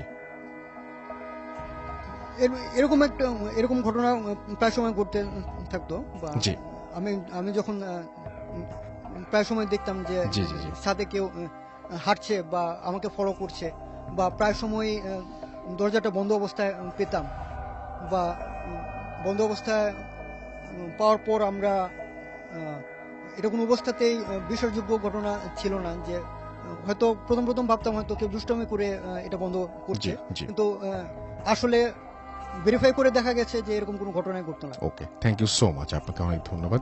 আমরা চলে যাব আমাদের পরবর্তী অতিথির কাছে। আপনার নামটা একটু প্লিজ বলবেন সবাইকে, তারপরে আপনার ঘটনায় যাব এবং আশা করছি যে আপনাদের এই ঘটনাটা ভালো লাগবে। চলুন শুনে আসি আমাদের দ্বিতীয় অতিথির ঘটনা। জি, থ্যাংক ইউ রাসেল ভাই। আমি এরশাদ উত্তরা থেকে। জি, আসসালামু আলাইকুম লিসনার্স। রাসেল ভাই, আজকে যে ঘটনাটা বলবো এটা আমার একটা কালেক্টেড স্টোরি। ভূতে প্রেমের পর ভালোবাসা থেকে নিজের যে ইউজুয়াল জবগুলো থাকে তারপর তো খুঁজে বেড়াই যে কোথায় কোন স্টোরি পাওয়া যায়। তো এটা হচ্ছে, যেহেতু আমি উত্তরা থাকি, উত্তরাকে আপনারা বলতে পারেন এটা উত্তরা মডেল টাউন না বলে হাসপাতাল মডেল টাউন বলতে পারেন, বিকজ লট অফ হসপিটালস আর দেয়ার। প্রত্যেকটা অলিতে গলিতে হসপিটালস, ক্লিনিক ভরা। তো ওরকমই একটা হসপিটাল আমি, যেহেতু অ্যাভয়েডেবল সার্কামস্টেন্সেস, আমি এটা বলছি না, নামটা বলতেছি না, এবং যে এটা লাশ ভাই অ্যাম্বুলেন্সের একজন ড্রাইভার, ওনার নামটা আমি আসনাটা বলবো না আর কি। তো ওনার সাথে আমার গত পরশু দেখা হয়। তারপরে দেখা হতে আপনি চা খাচ্ছিলেন, তো জিজ্ঞেস করলাম যে ভাই এরকম এরকম। তো উনি ওনার একটা স্টোরি বললেন, that was happened last month. উনি যেটা বলেছিলেন, ওনার একদম উনি যেভাবে বলেছেন ওভাবে বলতেছি আমি। এটা একটা যে কোনো একটা হসপিটালে একটা লোক মারা গিয়েছে রাত, ওনার লিভার সিরোসিস হয়েছিল, রাত 9টার দিকে মারা গিয়েছে। হি ওয়াজ ফ্রম কাশীপুর। কাশীপুর হচ্ছে গিয়ে বরিশালের একটা ছোট গ্রাম। তো ওখান থেকে ওনার ওই যে ভদ্রলোক মারা গিয়েছেন তার মামা ছিলেন, আপন মামা, এবং তার এক দুঃসম্পর্কের ভাই, এরা দুজন। তো সে ওই লোকের নাম, ড্রাইভারের নাম হাসান ভাইকে তারা রেড করলো ওই লাশটা নিয়ে যাবে। তো হাসপাতালের আপনার ফর্মালিটিস মেনটেন করে ওরা লাইক 11:30টার দিকে, রাতটা 11:30টার দিকে রওনা করে। হাসান ভাই সাথে ছিল একজন, তার যে একজন হেল্পার থাকে ও ছিল, মামা, ওই ডেড বডির মামা, আর সেই দুই সম্পর্ক, তার 4 জনে। তো ওরা আরিচা হয়ে না গিয়ে ওরা আপনার মাওয়া হয়ে রওনা করছে। মাওয়াতে একটু দেরি হয়েছে, কারণ এখন নদীতে অনেক পানি। মাওয়া থেকে ওরা ফেরি পার করে কেওড়াকান্দি যেতে প্রায় 2.5 ঘন্টা। তো তো লাইক ওরা কেওড়াকান্দির ওদিকে পৌঁছতে পৌঁছতে প্রায় পৌনে তিনটা বেজে গেছে রাত্রে। তো কেওড়াকান্দি থেকে সোজা গিয়ে ভাঙ্গা থেকে তারপরে গৌরনদীর দিকে যেতে আপনার মানে দুই পাশে তেমন কোনো লোকালয় নাই, দুই পাশে আপনার ধানি জমি, অনেক লম্বা জায়গা। তো উনি যেভাবে বললো যে আমরা ভাঙ্গা পাস করে লাইক 15-20 মিনিট আমরা ড্রাইভ করছি, হঠাৎ করে আমার গাড়ির সামনে মনে হয় এটা বানরের মতো পড়ছে। তো বানরের মতো পড়ছে দেখে আমি গাড়িটা খুব হার্ড ব্রেক করলাম। যখনই আমি ব্রেক করে আসলে তখন দেখলাম যে না, একটা বানর না, অ্যান্ড ওইটা আসলে বানর ছিল না, এটা বানরের মতো দেখতে, কিন্তু মুখটা হচ্ছে কি আপনার এগুলো খুবই ছোট ছোট, মুখটা মানুষের মতো কুৎসিত মানুষের মতো, কিন্তু প্রত্যেকটা লেজ আছে এবং গায়ে বড় বড় পশম। তো এই জিনিস আমার জীবনে কখনো দেখিনি। তো ওরা গাড়িটাকে এমনভাবে ওরা অনেকগুলো মানে অ্যাটাক করছে যে গাড়িতে ওরা কেউ ইয়ের উপরে উঠতেছে, উইন্ডশিল্ডের উপর উঠতেছে, লাফালাফি করতেছে, এবং তাদের চোখগুলো ছিল হচ্ছে আপনার একটু বড় বড়, লালচে এবং জল জল করতেছিল।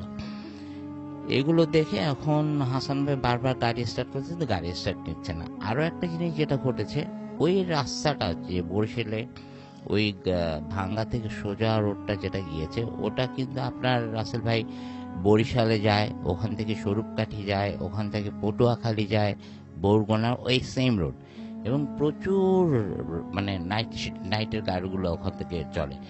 কিন্তু উনি আমাকে বললো যে এরশাদ ভাই, ওই যে সময় এই ঘটনাগুলো যে ঘটতেছে, there was not a single bus, no minibus, no truck, nothing, কিচ্ছুই পাচ্ছিলাম না।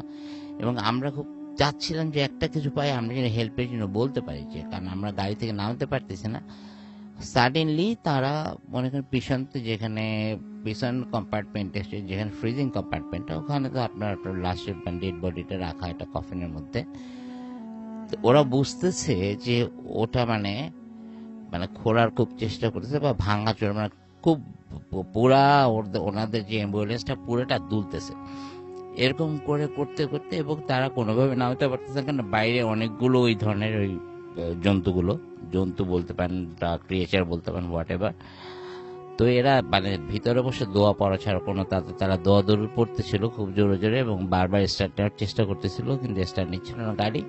তো এরকম করে অলমোস্ট অ্যান আওয়ার, তারপরে দেখলো যে হঠাৎ করে এগুলো চলে যাওয়ার পর তারপর রাত 10-15 যখন তারা চলে যায়, লাইক উইদিন 5-10 মিনিটস দেখা যায় না, ইউজুয়ালি যে গাড়িগুলো নাইট শিফটে চলে, বরিশালের দিকে যাচ্ছে, পটুয়াখালীর গাড়ি সবগুলো যাচ্ছে, আর ওনাদের গাড়িটা সাইড করা। তখন ওরা একটু মানে মনের মধ্যে সাহস আসলো, তখন নামলো, নেমে পিছনে গিয়ে যা দেখলো, আসলে it was out of their imagination, দেখলো যে তারা কফিনটা তো রাস্তায় পড়ে আছে, কফিনটা ভাঙাচোরা পুরা, এবং কফিনের মধ্যে ডেড বডির শুধু পাঁজরের কিছু হাড় এবং স্কেলটা ছাড়া আর কিছুই নেই। আমাকে হাসান ভাই বলতেছিল যে এরশাদ ভাই, যে আপনি যদি বিশ্বাস করেন, এক ফোঁটা রক্ত কোথাও ছিল না, মানে রক্তটা লাইক আমরা যেমন যদি মুরগি খাই বা কিছু খাই, যেভাবে আমরা চিবিয়ে খাই, ঠিক ওইভাবেই ছিল। There is not a single drop of blood, মানে ব্লাড গুলো কেউ চাইটা খায় নিচ্ছে সব। তারপর তার মামা খুব মানে হাউমাউ করে কাঁদতেছিল অবস্থাটা দেখে। তারপর আর কি করবো, ওনার কাছে একটা চাদর ছিল, ওই বোনস যেগুলো ছিল, অল্প কিছু বোনস, ওগুলো ওই চাদরের মধ্যে উঠাই নিয়ে ওইটা নিয়ে তারপর বাইরে গিয়ে ওটার উপরে জানাজা করে ওটাকে দাফন করা হয়েছে। এই ছিল স্টোরি রাসেল ভাই। থ্যাংক ইউ সো মাচ, আপনাকে অনেক ধন্যবাদ আপনার ঘটনার জন্য, এবং আশা করছি যে এই ঘটনাটা আপনাদের ভালো লেগেছে। তো যাই হোক, আমরা যেটা করব সেটা হচ্ছে পরবর্তী ঘটনায় যাব আপনার কাছে, এবং আপনারা একটা ঘটনা শুনবো। আমাদের দ্বিতীয় অতিথি যিনি আছেন, প্রথম অতিথি, তার কাছে আবারও ফিরে যাচ্ছি, এবং তার কাছে আমরা একটা ঘটনা শুনে আবারও ফিরে আসছি। সেই পর্যন্ত আশা করছি যে আপনারা লিখতে থাকবেন আমাদেরকে। চলুন শুনে আসি আমাদের প্রথম অতিথির দ্বিতীয় ঘটনাটি। জি বলুন। থ্যাংক ইউ রাসেল ভাই। আপনার নামটা তার আগে আরেকবার বলতে হবে, এন্ড আপনি কোথা থেকে এসেছেন সেটাও আরেকবার একটু বলে ফেলতে হবে। থ্যাংক ইউ রাসেল ভাই। হ্যালো লিসেনার্স, আমি ফারহান ফ্রম উত্তরা। রাসেল ভাই, এখন যে ঘটনাটা শেয়ার করব এটা হচ্ছে আমার বড় ভাই এবং বোনের সাথে ঘটা। এটা অনেক বছর, নিয়ার অ্যাবাউট 35 ইয়ার্স আগের ঘটনা। তখন আমার ভাই Dhaka residential model school and কলেজে পড়তেন। তো উনি হোস্টেলে হোস্টেলে থাকতেন। তো একদিন শীতের বিকেলে আমার মেঝো বোন তো ব্যাডমিন্টন খেলছে, হঠাৎ করে দেখতেছে কি মানে সন্ধ্যার ঠিক আগ মুহূর্তে, মাগরিবের আজান তখনও দেয়নি, তো দেখতেছে যে হঠাৎ করে যে ভাইয়া হাত হাত দিয়ে আপুকে ইশারা দিচ্ছে। তো আপু তো অনেক এক্সাইটেড হয়ে গেছে যে ভাইয়া এত মানে এই সময় হঠাৎ করে বাসায় কিছু না বলে কিভাবে আসছে। ভাইয়া তখন স্কুলে পড়ে, তার তো আসার কথা না। তো আপু শখ, তারপরে মানে ভাইয়া হাত দিয়ে তাকে ইশারা দিচ্ছে। তো আপু দৌড়ে ভাইয়ার দিকে গেছে, মানে যাচ্ছে। তো যতই কাছে যাচ্ছে মানে মনে হয় ভাইয়া ততই দূরে সরতেছে, এরকম একটা বিষয়। তো এরপরে মানে কিছু দূর যাওয়ার পরে এর ভিতরে মাগরিবের আজান দিয়ে দিয়েছে রাসেল ভাই। তো আমি তার আগে একটু বলে রাখি রাসেল ভাই, আমাদের যে আমার হোমটাউন বরিশালে, তো আমাদের যে বাসাটা ওটা বাসার একটা পোর্শন আপনার একটু ব্যাকওয়ার্ড, এবং ওইখানে এই টাইপের অনেক প্যারানর্মাল অ্যাক্টিভিটিসের অনেক বিষয় ওইখানে আছে। তো ওইটা হচ্ছে তিনটা বাসার মিলে একটা কর্নার রাসেল ভাই। তো ওই কর্নারের দিকে যাচ্ছে। তো এমন সময় আমার কাজিন ছিল আমার আপুর সাথে। তো ওই আমার কাজিন আমার আপুকে বলতেছে, তুই কোথায় যাচ্ছিস? বলতেছে, তুই দেখতেছিস না দাদা আসছে, ঢাকা থেকে দাদা আসছে। তো আপু বলতেছে, কোথায় দাদা? দাদাকে তো দেখা যাচ্ছে না। তো আপু বলতেছে, সামনেই তো দাঁড়ানো আছে। তো বলতেছে, কোনো দাদা আসে নাই, তুই চল ভিতরে চল। এই কথা বলে আপুকে ভিতরে নিয়ে আসে। আসার পরে আপুকে জিজ্ঞেস করে, মানে আমার আম্মার কাছে ঘটনাটা বলতেছে আমার কাজিন।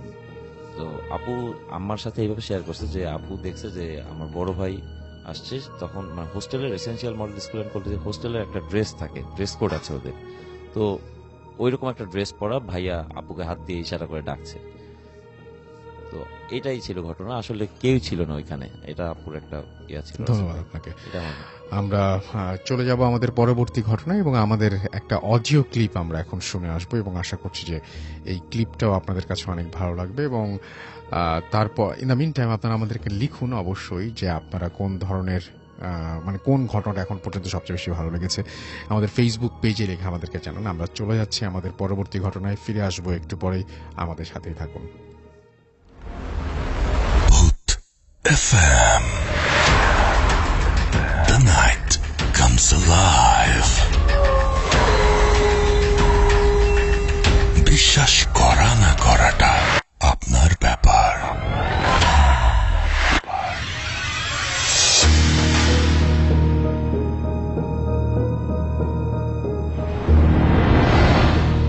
আসসালামু আলাইকুম রাসেল ভাই, আমি সামিউল ইসলাম সিদ্দিকী দীপ্ত, আমি পোল্যান্ডে থাকি। আজকে শুরুতেই ঘটনায় চলে যাই, জিজ্ঞেস করবো না আপনি কেমন আছেন, আমি জানি আপনি সবসময় ভালো দলেই থাকেন। তো ঘটনাটা যখন আমার সাথে ঘটে, that time I was in Netherlands, in Amsterdam. তখন আমি আমস্টারডামে পড়ালেখা করতাম। আমস্টারডাম ইউনিভার্সিটি অফ আমস্টারডামে একটা ডিপ্লোমা কোর্সে আমি তখন যাই নেদারল্যান্ডসে, বাংলাদেশ থেকে। সো যখন আমি নেদারল্যান্ডসে থাকতাম সেই সময় আমার সাথে একটা ঘটনা ঘটে যায়। আসলে অনেক সময় আমরা বলি, অনেক মানুষে আমরা বলি যে প্যারানর্মাল অনেক কিছু বিলিভ করি না। ওয়ান্স আপন টাইম আমিও ওরকম ভাবে বিলিভ করিনি, কারণ আমি কোনোদিন দেখিনি বা এক্সপিরিয়েন্স করিনি। তো সেই হিসেবে আমি আসলে বলতেছি, পরবর্তীতে আমার আসলে বিলিভ হয়েছে না এরকম কিছু ঘটতে পারে। আমার ঘটনাটা এতটা ভয়ঙ্কর না, তবে আমি আমার পার্সোনাল এক্সপিরিয়েন্সটাকে শেয়ার করি। যদি ভালো লাগে তাহলে অবশ্যই শেয়ার করবেন মানুষদের সাথে। সো ঘটনাটা ঘটে আমার সাথে দ্যাট টাইম, আমি একটা রেস্টুরেন্টে অ্যাজ এ অ্যাসিস্ট্যান্ট ম্যানেজার হিসেবে তখন আমি পার্ট টাইম জব করতাম। প্রতিদিন আমাকে 5 ঘন্টা সেখানে আমার কাজ করতে হইতো। আমি আমার দায়িত্ব ছিল শুধু ক্যাশ গোনা এবং ক্যাশগুলোকে লাস্টে কাউন্টিং করে আর মালিককে বোঝাই দেওয়া, আসা যে করে হোক, কারণ তার রেস্টুরেন্ট ছিল অনেকগুলা, আর it was a Turkish restaurant. So Netherlands অনেক টার্কিশ রেস্টুরেন্ট আছে। সো আমস্টারডামে যখন আমি ঘটনাটা ঘটে তখন আমি কাজ করতাম হচ্ছে Bijlmer arena. It's a very big place in Amsterdam. এটা খুবই ফেমাস একটা জায়গা বলা যায়। আয়াস্ক যে টিমটা আমরা দেখি চ্যাম্পিয়ন্স লিগে মাঝে মাঝে, এই টিমটার স্টেডিয়ামের বাইরে, আয়াস্কের ফিল্ডের বাইরেই আমাদের রেস্টুরেন্টটা ছিল। তো সবসময় এটা জমজমাটপূর্ণ একটা জায়গা ছিল। দেখা যায় তো বিকেলবেলা যখন নেদারল্যান্ডস যত ব্যাংক আছে, ব্যাংকের হেডকোয়ার্টার আমস্টারডামের এই বেলমার এরিনাতেই, প্রায় 16-17টা ব্যাংক। তো দেখা যেত যে বিকেলবেলা এরকম অবস্থা হইতো মেট্রো রেলে, সেই সময় প্রায় 30-40 হাজার মানুষ একসাথে বাইরে হইতো সেখান থেকে, তো ক্রাউডলি থাকতো। শুক্রবার নাইট ছিল, শুক্রবার দিন আমার কাজ শেষ, স্যাটারডে সানডে সবকিছু বন্ধ, ইউনিভার্সিটিও বন্ধ, কাজও নাই। আমি আবার 2 দিন কাজ করি না ওই টাইমে, উইকেন্ডে। তো 11:30 দিয়ে ক্লোজ করে আমি বাইর হই, যেহেতু কালকে বন্ধ, তাহলে কোনো সমস্যা নেই। সো চিন্তা করলাম যে লাস্ট শো কোথায় আছে, লাস্ট সিনেমাটা আমি যে কোনো একটা মুভি দেখতে চাচ্ছিলাম। আর তখন ফাস্ট অ্যান্ড ফিউরিয়াস 7 ছাড়ছিল, আমার যতটুকু মনে আছে। ফাস্ট অ্যান্ড ফিউরিয়াস 7 যখন ছাড়ে, তখন বেলমার এরিনাতে পাথওয়ে, আমাদের যে সিনেমা হল, এটা হচ্ছে নেদারল্যান্ড অ্যামস্টারডামের অন্যতম বড় সিনেমা হল, এখানে লাস্ট শো ছিল রাতে 12টায়। সো একটা সময় লাস্ট চিন্তা করলাম 11:30 বাজে, 12টার দিকে ঢুকে যাই, ছবি টবি দেখে বের হয়ে পড়লাম। রাত্রে পুরো ফিল্ম আমি ওরকম ভাবে দেখতে পারিনি, আমি 2:05 কি 6 দিকে আমি বের হয়ে যাই, আমার ভালো লাগতেছিল না, বের হয়ে গেলাম। প্রচন্ড শীত ছিল দ্যাট টাইম, তখন বাইরের টেম্পারেচার ছিল -14। তো বরফ কিছুক্ষণ আগে স্নোফল হওয়ার পরবর্তীতে। তো নেদারল্যান্ডস আমরা সবাই, আপনারা হয়তো জানেন, অ্যামস্টারডামের মধ্যে প্রচুর, পৃথিবীর সব থেকে বেশি বলা যায় অন্যতম কান্ট্রি যেখানে মানে সাইকেলের রাজধানী বলা হয় হচ্ছে অ্যামস্টারডামকে। আপনাদের এটা অনেকে হয়তো জানেন, নেদারল্যান্ডসে অ্যামস্টারডামে শহরে যতটুক মানুষ না থাকে তার থেকে বেশি সাইকেল আছে, তারা সাইকেল চালায়। তো সেই হিসেবে আমি আমার সাইকেল সুন্দর করে মাফলারটা পরে নিলাম, হাতে গ্লাভস টুপি সবকিছু পরে সাইকেল দিলাম টান। তো বাসা আমার এখান থেকে প্রায় বেলমার এরিয়া থেকে আমার বাসা প্রায় 6.5 কিলোমিটার। তো সুন্দর করে যখনই আমি রওনা দিই, আমার ঠিক মনে আছে বেলমার এরিনার পরবর্তীতে আমার যেটা পড়বে হচ্ছে মৈদারপুর স্টেশন, মলিকান স্ট্রাট, তারপরে পড়বে হচ্ছে আমার ভেন্দার মাদুয়েকের পরবর্তী অ্যামস্টেল স্টেশন, তারপরে লাস্ট পয়েন্ট যেটা আমাকে যেতে হবে ক্রাউসল্যান্ড বিমেন সাউথ হয়ে আমাকে যেতে হবে সায়েন্স পার্ক, ক্যারোলিনা ম্যাকলারবেন 3088, এটা আমার অ্যাপার্টমেন্ট নাম্বার ছিল। সো যখন আমি ভেন্দার মাদুয়েক ক্রস করলাম, ভেন্দার মাদুয়েকের পর অ্যামস্টেল স্টেশন ক্রস করার পর যখন আমার আসলে আমি মূলত যেখানে ক্রাউসল্যান্ড গ্রেভিয়ার্ড যেটা নিয়ে আসলে আমার কাহিনী এটা হয়েছে, গ্রেভিয়ার্ডের কাছাকাছি যখন আসি আমি, সেই টাইমে আসার পরবর্তীতে গ্রেভিয়ার্ডটা নিয়ে যদি কিছু বলতে হয় তাহলে আমি গ্রেভিয়ার্ডটা নিয়ে কিছু বলতে চাই মানুষদের, না হলে বুঝবেন অনেকে। গুগলে হয়তো আপনারা সার্চ দিয়ে দেখতে পারেন ক্রাউসল্যান্ড গ্রেভিয়ার্ড। আমি যতটুকু আমার নলেজে আছে, আমি ক্রাউসল্যান্ড গ্রেভিয়ার্ড নিয়ে এরকম কোনো কিছু আমি ইন্টারনেটে পাই নাই। তবে ওইখানকার স্থানীয় মানুষরা যারা আছে তারা যেভাবে বলে, দেখ এটা সবাই জানে যে ক্রাউসল্যান্ড গ্রেভিয়ার্ডটা কতটা ভয়ঙ্কর একটা গ্রেভিয়ার্ড। এই গ্রেভিয়ার্ডটা এটা হচ্ছে অ্যামস্টারডামের সব থেকে বড় গ্রেভিয়ার্ড। যদিও অনেক ধরনের লোকপ্রচার, অনেক ধরনের মানুষের মুখের মধ্যে অনেক ধরনের কথা শোনা যায় ক্রাউসল্যান্ড গ্রেভিয়ার্ড নিয়ে স্পেশালি, তো সেই হিসাবে এটা এত বড়। এটা দৈর্ঘ্যে হচ্ছে 3.8 কিলোমিটার, প্রস্থে হচ্ছে 1.2 কিলোমিটার, এবং বলা হয় not only Amsterdam, Den Haag, Rotterdam, Amsterdam, তারপরে আর্লেম, সব পুরা যতগুলো স্টেট আছে সবগুলো স্টেটের মধ্যে নেদারল্যান্ডস খুবই ছোট একটা কান্ট্রি, বাংলাদেশের ছোট একটা দেশ।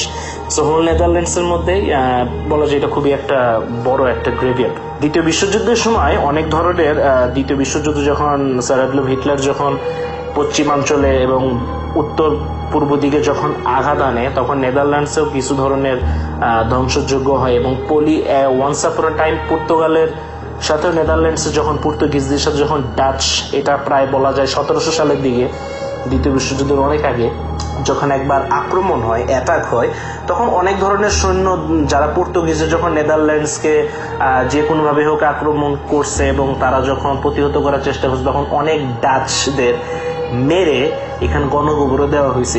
মানে এই কথাগুলো শুনে, এবং ওখানে স্তম্ভ করে লেখাও আছে যে এত এত সালে এটা একটা গণকবর, 1793 সাল লেখা আছে, 1790 সাল লেখা আছে, দফায় দফায় বিভিন্ন সময়। তো ওইখানে অনেক ধরনের ভৌতিক কিছু কাহিনী হয়।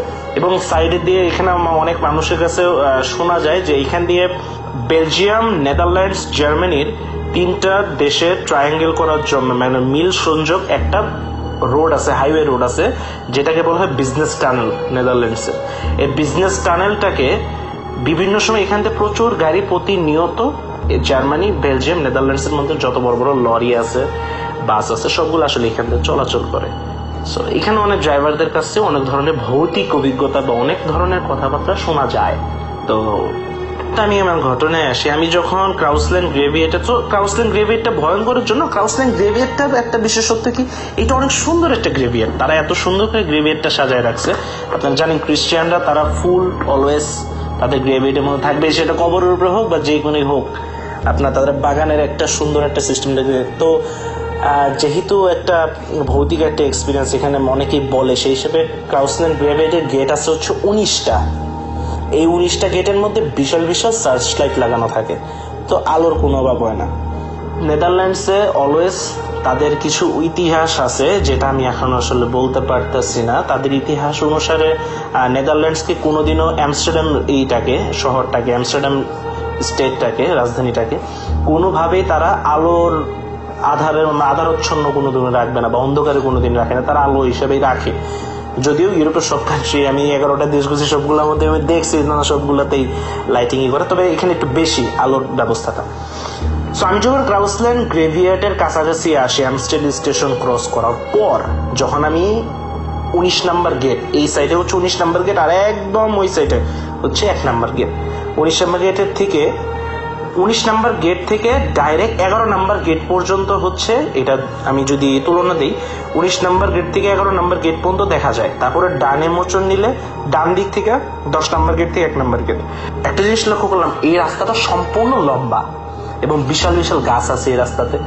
আপনারা হয়তো জানেন, এগুলা প্রায় 100 বছরের উপর এগুলো বয়স গাছের, বিশাল বিশাল গাছ।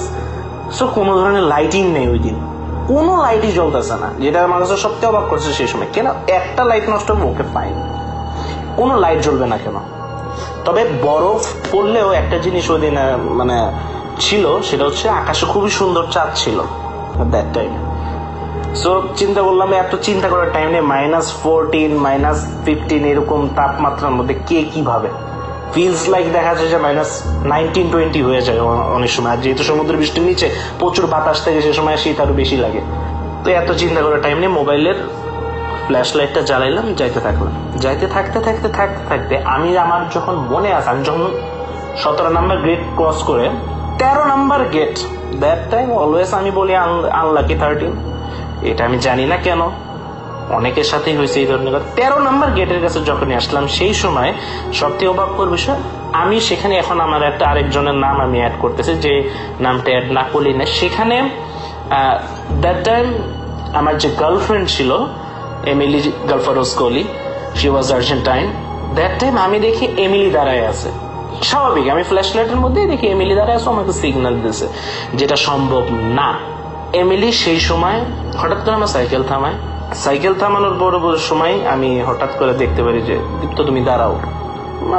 যে করে ও ওর ল্যাঙ্গুয়েজে কমিউনিকেশন করছে, আমি বোঝানোর ক্ষেত্রে বলতেছি দাঁড়াও।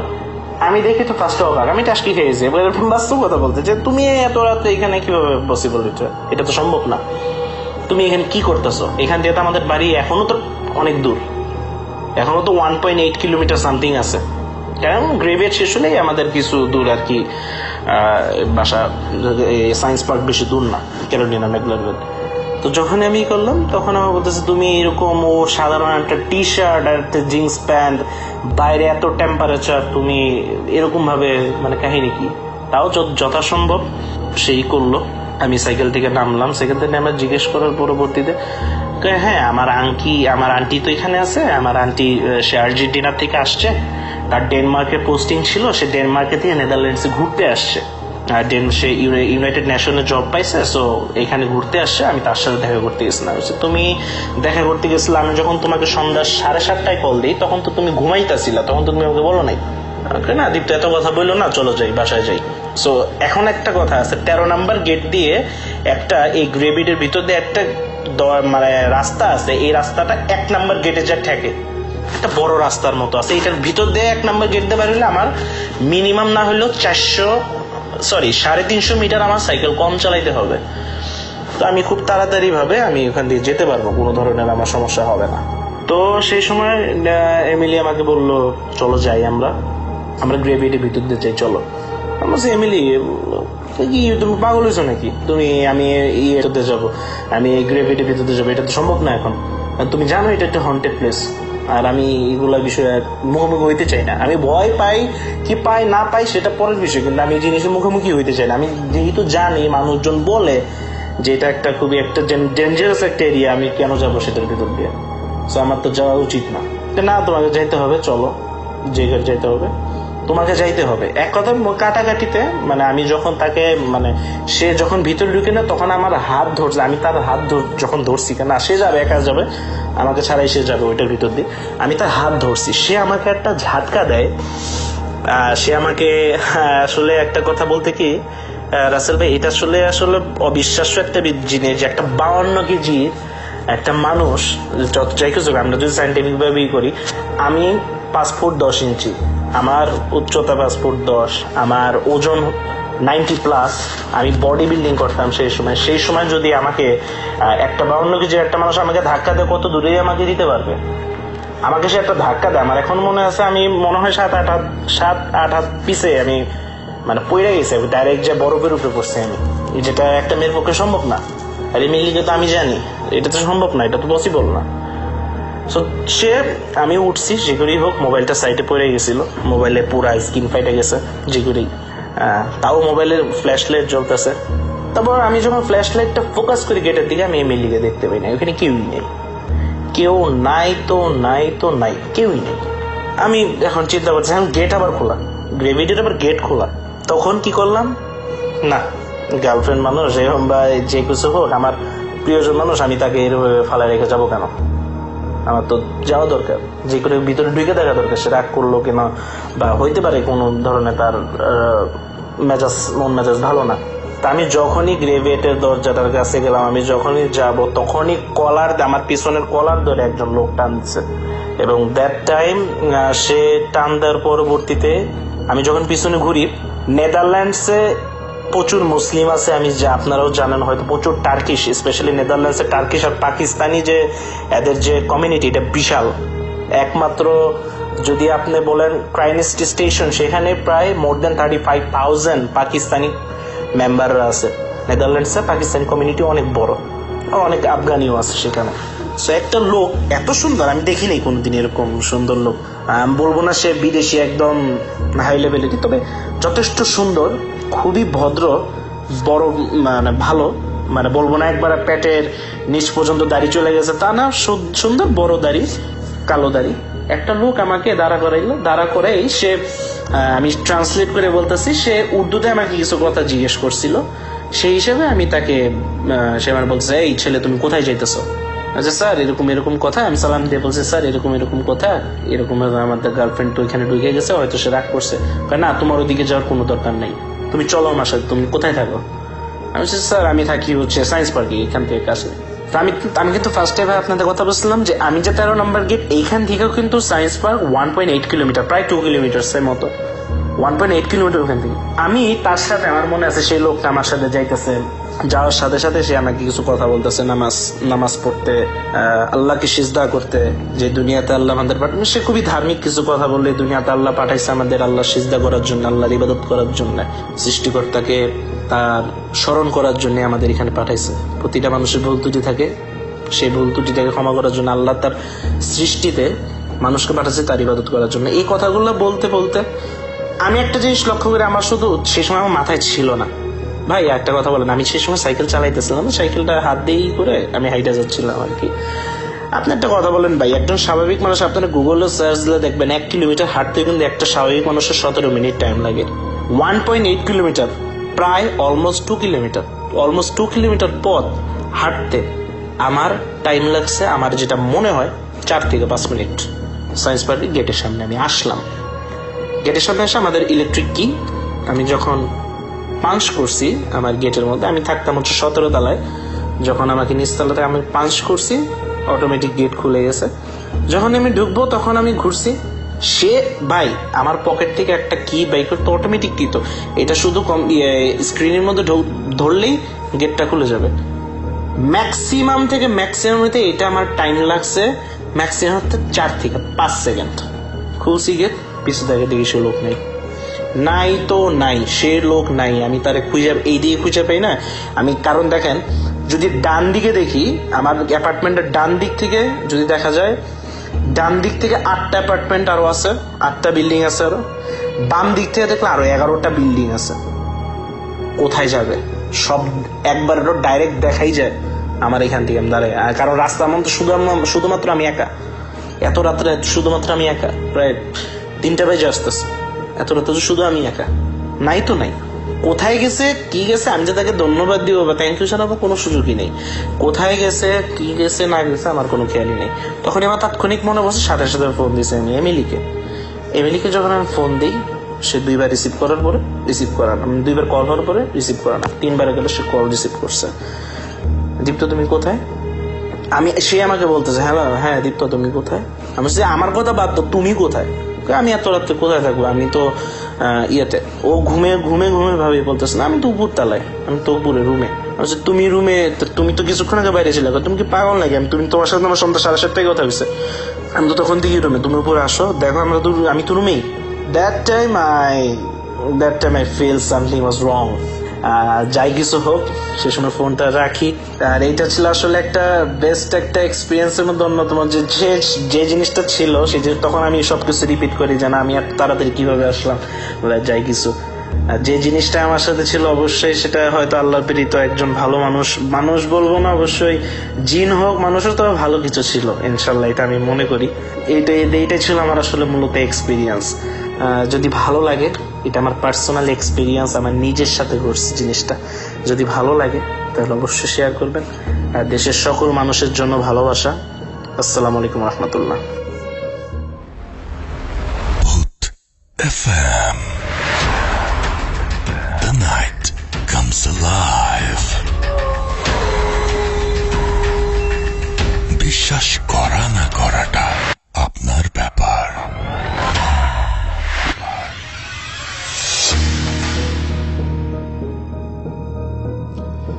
ঠিক তাই, বিশ্বাস করা বা না করাটা আপনার ব্যাপার। You are listening to radio Foorti FM, আমি রাসেল আছি সাথে, এবং এই মুহূর্তে আমাদের সাথে আরো 2জন নতুন অতিথি এসে উপস্থিত হয়েছেন। আমরা প্রথম তাদের মধ্যে একজনের কাছে যাব এবং তার আগে একটু ফেসবুকে যারা আপনারা লিখছেন তাদের সম্পর্কে একটু জানিয়ে দিব এবং তাদেরকে নিয়ে আমরা একটু তাদের কথা আমরা একটু শুনবো বা আপনাদেরকে জানাবো। তো আমাদের এখানে অনেকেই আছেন আসলে এখন, এবং আমি দেখতে পাচ্ছি যে যারা লিখছেন আমাদেরকে তাদের মধ্যে আমাদের 2টো পেজ। আমি প্রথমে একটু ফুর্তির পেজটাতে যাই এবং তারপরে আমি যাব হচ্ছে আমাদের যে ভূত এফএমের পেজ সেটাতে যাব, এবং আশা করছি 2টো পেজ থেকে আপনাদের যে লেখাগুলো কিছুটা হলেও পড়বো। তাবাসসুম তৃষা আমাদের সাথে আছেন, ভাইয়া লিখেছেন, আর কিছু লেখেননি। মোহাম্মদ লতিফুল ইসলাম জয় বগুড়া থেকে শুনছেন তিনি। মোহাম্মদ রায়হান হোসেন রনি আমাদের সাথে বলছেন যে প্রথম ইমেলটা ছাড়া আজকের ঘটনাগুলো তার কাছে বেশি ভালো লাগেনি। শরীফ আমাকে বলেছেন একই কথা। তাবাসসুম আমার সাথে আছেন রাফি SR, এবং তিনি বলছেন যে রেকর্ড আর ইমেল, এবং আমাদেরকে দেখতে পাচ্ছি যে আচ্ছা রেকর্ডের ইমেলের, আচ্ছা আমি বুঝতে পারছি। ইমতিয়াজ আহমেদ নিলয় আমাদের সাথে আছেন এবং তিনি বলছেন যে মন খারাপ, তাই অনেকদিন পর আজকে আবার জয়েন করলাম। ওকে। ইয়াসির আরাফাত আমাদের সাথে আছেন, লিখেছেন আছি ভাই। আমাদের সাথে দেখতে পাচ্ছি আছেন SK মহিদুল ইসলাম, অডিও ক্লিপটা ভালো ছিল। MD আসগর আলী আমাদের সাথে আছেন খুলনা BL কলেজ ক্যাম্পাস থেকে। এছাড়াও জানাতুন নাইম আমাদের সাথে আছেন ইরফানুল ইসলাম ইফাত, এছাড়া আমাদের সাথে আছেন SI মাহফুজ, এছাড়াও সাদিকুল ইসলাম আমাদের সাথে আছেন, নাজমুল হক তনয় আমাদের সাথে আছেন দেখতে পাচ্ছি, এছাড়াও আতিকুর রহমান আতিক, MD শরীফ সহ আরো অনেকে। থ্যাংক ইউ ভেরি মাচ যারা আমাদের সঙ্গে আছেন এবং পুরো সময় থাকবেন। এই পেজটি যেটি থেকে পড়লাম সেটি হচ্ছে www.facebook.com/radio.furti, এবং এছাড়া আমাদের আরো একটা পেজ রয়েছে যেটি www.facebook.com/bhutfm.russell, এবং এখানেও আপনারা অনেকে লিখছেন এবং আপনাদের সেই লেখাগুলো আমরা পড়তে চাই। এবং আপনারা আমাদের টুইটারে যারা আছেন তারাও লিখতে পারেন, এবং সবখানেই আপনারা আসলে লিখতে পারেন। এবং আমাদের এই যে পেজ দুটো, এই পেজ দুটোর মধ্যে আমি দেখতে পাচ্ছি যে ভূত এফএমের পেজটায় সাজ্জাদ খানেম আমাদের সাথে আছেন এবং চট্টগ্রাম থেকে তিনি শুনছেন। শাহাদাত আমাদের সাথে আছেন দেখতে পাচ্ছি। অ্যালেন্ডি আলভিন আমাদের সাথে আছেন। নীল আকাশ, এবং অডিও ক্লিপটা অনেক ভালো ছিল তাই তিনি লিখেছেন। অরিয়ন সরকার আমাদের সাথে আছেন আশিকুজ্জামান, এছাড়া আমাদের সাথে আছেন নিশাত তাসনিম, লিখেছেন যে we are listening. SM Mezba আমাদের সাথে আছেন। প্রথম ঘটনাটা অনেক অনেক দারুণ, অর্থাৎ তিনিও ইমেলটার কথাই বলছেন। মোর্শেদ আলম মুন্না আমাদের সাথে আছেন, উদ্দেশ্যহীন বালক আমাদের সাথে আছেন, সামিউল্লাহ ইসলাম আমাদের সাথে আছেন দেখতে পাচ্ছি, শাহাবুদ্দিন শুভ রাজশাহী থেকে শুনছেন, মারুফ আহমদ মারুফ আমাদের সাথে আছেন, HM রুবেল আছেন আমাদের সাথে, MD নাদির উদ্দিন সামিদুল আমাদের সাথে আছেন দেখতে পাচ্ছি, আরাফাত সাইফ 23 আমাদের সাথে আছেন, সজীব শেখ, এছাড়াও নীরব মাহি সহ আরো অনেকে। থ্যাংক ইউ ভেরি মাচ যারা আমাদের সঙ্গে আছেন। আমরা চলে যাচ্ছি আমাদের নতুন অতিথির কাছে। আপনার নামটা প্লিজ একটু বলবেন, কোথা থেকে এসেছেন সেটা বলবেন, তারপরে আপনার ঘটনায় যাবেন। আসসালামু আলাইকুম রাসেল ভাই। ওয়ালাইকুম আসসালাম। Hello listener, I am Inzamam from old Dhaka. আসলে আজকে যে ঘটনাটা আপনাদের মাঝে আমি শেয়ার করতে যাচ্ছি, ঘটনাটা হলো হসপিটাল রিলেটেড, যেটা হচ্ছে ঢাকার ভিতরে কোন একটা মেডিকেল কলেজ।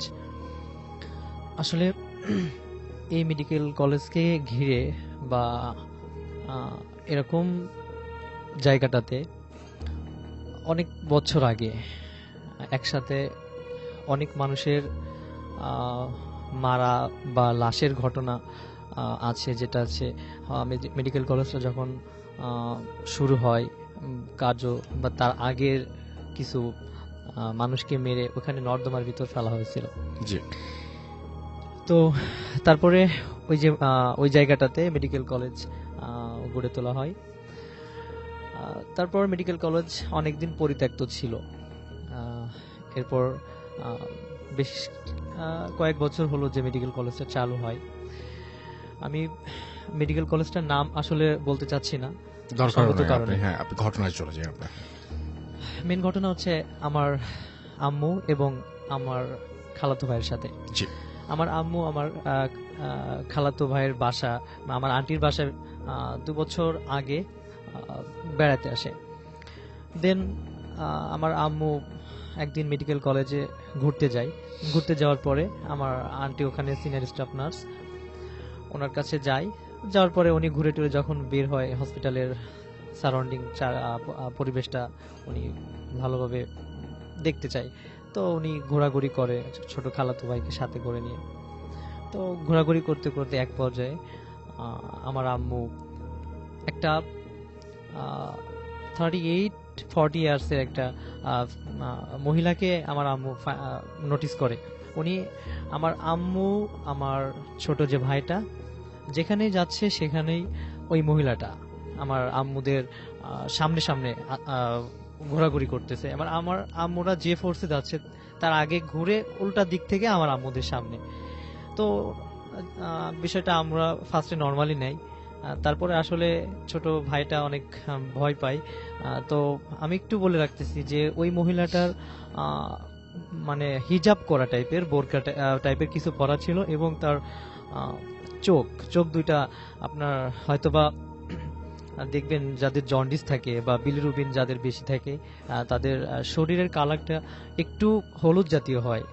সেম মহিলার মুখের গড়ন বা চোখের মানে যে কালারটা ওরকমই দেখতে। তো এরকম কিছুক্ষণ ডিস্টার্ব করার পরে আমার আম্মুরা বিব্রত হয়ে ওখান থেকে বাসায় চলে যায়। আমার আম্মু পরের দিন দুপুরবেলা ঘুমাচ্ছে, ঘুমের ঘরে আমার আম্মুকে কেউ যেন হাত ধরে গায়ে টাচ দিয়ে ডাকাডাকি করে। তো আমার আম্মু তখন ঘুম থেকে উঠে খুব খারাপ অবস্থা থাকে। আমার আম্মু আমাকে কল দেয় যে আমি একটু অসুস্থ, যার কারণে ঢাকা থেকে চলে যেতে হবে। তো আমি তখন আন্টির বাসায় ছিলাম না, আমি অন্য এক জায়গায় ছিলাম। তো আমার আম্মুর সাথে ওই দিন যে ঘটনাটা ঘটলো, তারপরের দিন ছোট ভাই আমার যে খালাতো ভাই ও একটু অসুস্থ হয়। ও এরকম ভুলভাল ঘুমের ঘরে ভুলভাল মানে বলে, বিভিন্ন ধরনের কথা সে বলতে থাকে।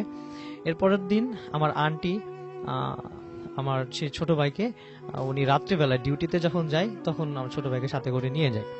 তো সাথে করে নিয়ে গেলে রাত্রে যখন ছোট ভাইকে একটা জায়গায় ঘুমাইতে দেয়, ঘুমানোর পরে আমার আন্টি ডিউটির কাজে ব্যস্ত হয়ে যায়। কিছুক্ষণ পরে আমার আন্টি নোটিস করে, বলে রাখি যে বছর 2 আগে সেই মেডিকেল কলেজটা একেবারেই অচল ছিল, তার মানে রোগী হতো না, খুব কম মানুষের যাতায়াত, সেখানে কোনো মানুষ তেমন একটা যাইতো না।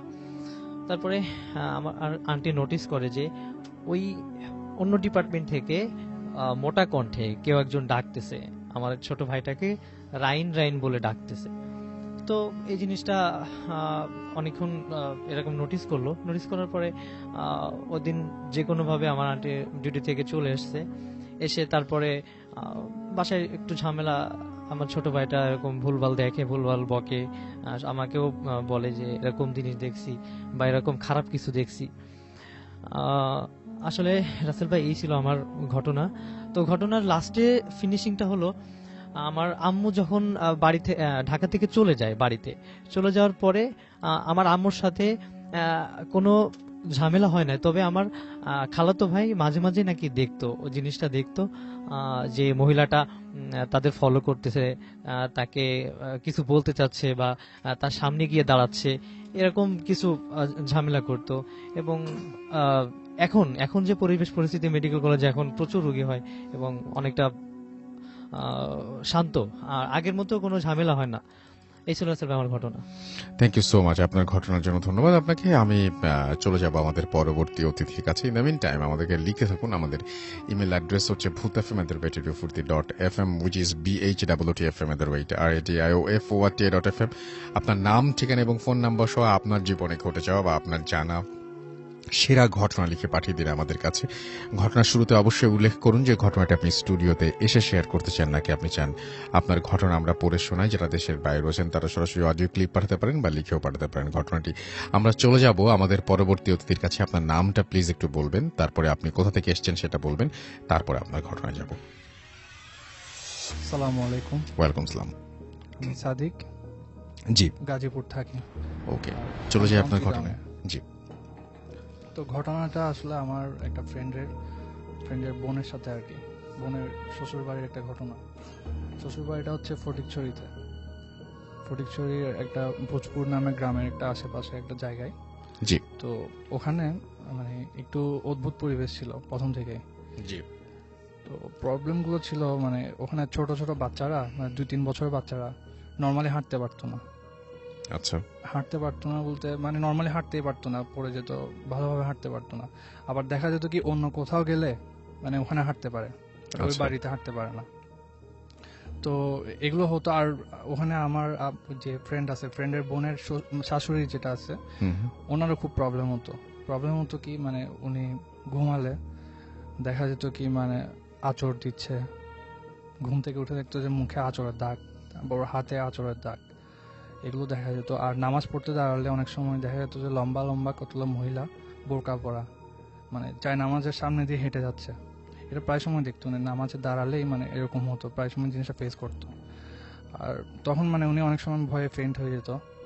আর মানে সেন্সে আসার পর দেখতো মানে না সব নর্মাল আছে, এরকম প্রায় সময় হয়। আর আরও কয়েকবার মানে এইসব দেখছে যে মানে ঘুমাইলে বা ঘুমানোর পরে ওঠার পরে জানলা দিয়ে যখন তাকায় দেখা যায় মানে কোন একটা মহিলা ভয়ঙ্কর টাইপের তাকায় হাসতেছে এক দৃষ্টিতে।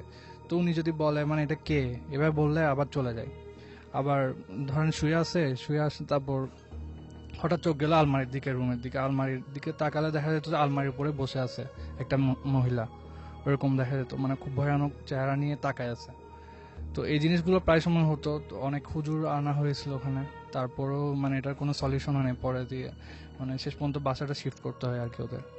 আচ্ছা, সেটা আমার প্রথম ঘটনা। আর দ্বিতীয় আরেকটা ঘটনা সেটা আমার ফ্রেন্ড আসিফের সাথে। আসিফের বাবা মানে সেনাবাহিনীতে চাকরি করতো। আচ্ছা, কোথায় চাকরি করে, কি করে না করে এটা না বলে আমরা যদি ঘটনাটা বলি তাহলে আমার মনে হয় ভালো। আচ্ছা, তো আচ্ছা যাই হোক, বলে যেহেতু দিছি আমি বলি। জি। তো সেনাবাহিনীদের মানে মিশনে যেতে হয়। তো আঙ্কেল মানে ইয়াতে গেছিল, মিশনে গেছিল। তো এরপর থেকে মূলত মানে ঘটনাটা শুরু হয় আর কি।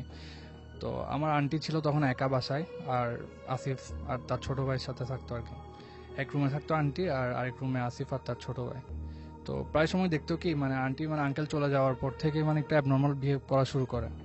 সেগুলো কেমন, সেগুলো হচ্ছে মানে কিচেনে অনেক সময় দেখা যেত মানে আন্টি যখন একা থাকতো মানে কারোর সাথে জানলা দিয়ে কথা বলতেছে, কমিউনিকেট করতেছে, লাইক মানে আঙ্কেল সামনে আছে, মানে ওগো তুমি শুনছো, মানে এভাবে কথা বলে, মানে হাজবেন্ডের সাথে যেভাবে কথা বলতো ওভাবে কথা বলতেছে।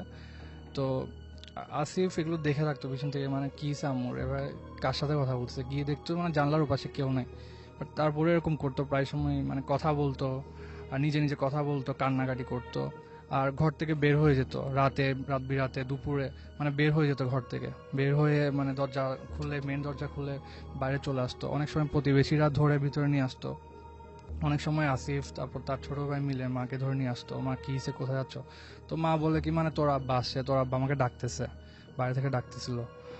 তো এই জিনিসগুলো ওরা মানে মনে করছে মেন্টালি কোনো প্রবলেম হতে পারে। আবার অনেক সময় দেখা যেত কি বাসায় ফল ফ্রুট এগুলো আনলে, ধরেন ফল আপেল বা আঙ্গুর এগুলো আনছে বাসায় কেউ, তো ওগুলো একটা বাটিতে করে মানে সার্ভ করে জানলা দিয়ে কাউকে দেওয়ার চেষ্টা করতো আন্টি, মানে বাটিতে সাজায় জিনিসটা কাউকে দেওয়ার চেষ্টা করতো। আসিফরা জিনিসটা অনেকবার দেখছে, জানলা দিয়ে কাউকে বাটিতে করে কোনো ফ্রুট বা এই টাইপের জিনিসগুলো দিচ্ছে, বাট কে কাকে দিচ্ছে এটা দেখা যেত না। যাক, তারপরে মনে করছে মানে আঙ্কেল নাই, হ্যালুসিনেশন হতে পারে এই টাইপের। পরে আঙ্কেল দেশে চলে আসে, আসার পরে মানে তখনও দেখা যায় যে তারপরও করতেছে জিনিসগুলা। মানে আঙ্কেল একবার দেখলো যে মানে কি বাটি নিয়ে আন্টি মানে কাউকে কিছুটা দিতে যাচ্ছে জানলা দিয়ে, তো আঙ্কেল জিনিসটা ধরে ফেলে, কারণ মানে জিনিসগুলো মানে কি ভালো না। কোন একটা হুজুর থেকে মানে শুনছিল যে মানে এরকম কাউকে কোনো ফল ফ্রুট এগুলো যদি দিয়ে দেয় তাহলে বাচ্চাদের ক্ষতি হয়। তো আঙ্কেল জিনিসটা খেয়াল করে আর মানে বাটিটার সাথে সাথে হাত থেকে নিয়ে ফেলে। আর তো তারপরে এরকম অনেক সময় দেখা যায় যে মানে আঙ্কেল এখানে নাই, তারপরেও আঙ্কেলের আওয়াজ শুনে এরকম অনেক ধরনের দৃষ্টিভ্রম হয় আন্টি। তো জিনিসটা আর নামাজে দাঁড়ালে আর একটা ব্যাপার হচ্ছে, নামাজে যখন দাঁড়াতো আন্টি দেখতো যে মানে নামাজের চারপাশে অজগর সাপ বা এই টাইপের বিষাক্ত কিছু জিনিস আর কি, মানে অজগর, বেশিরভাগ অজগরই দেখতো।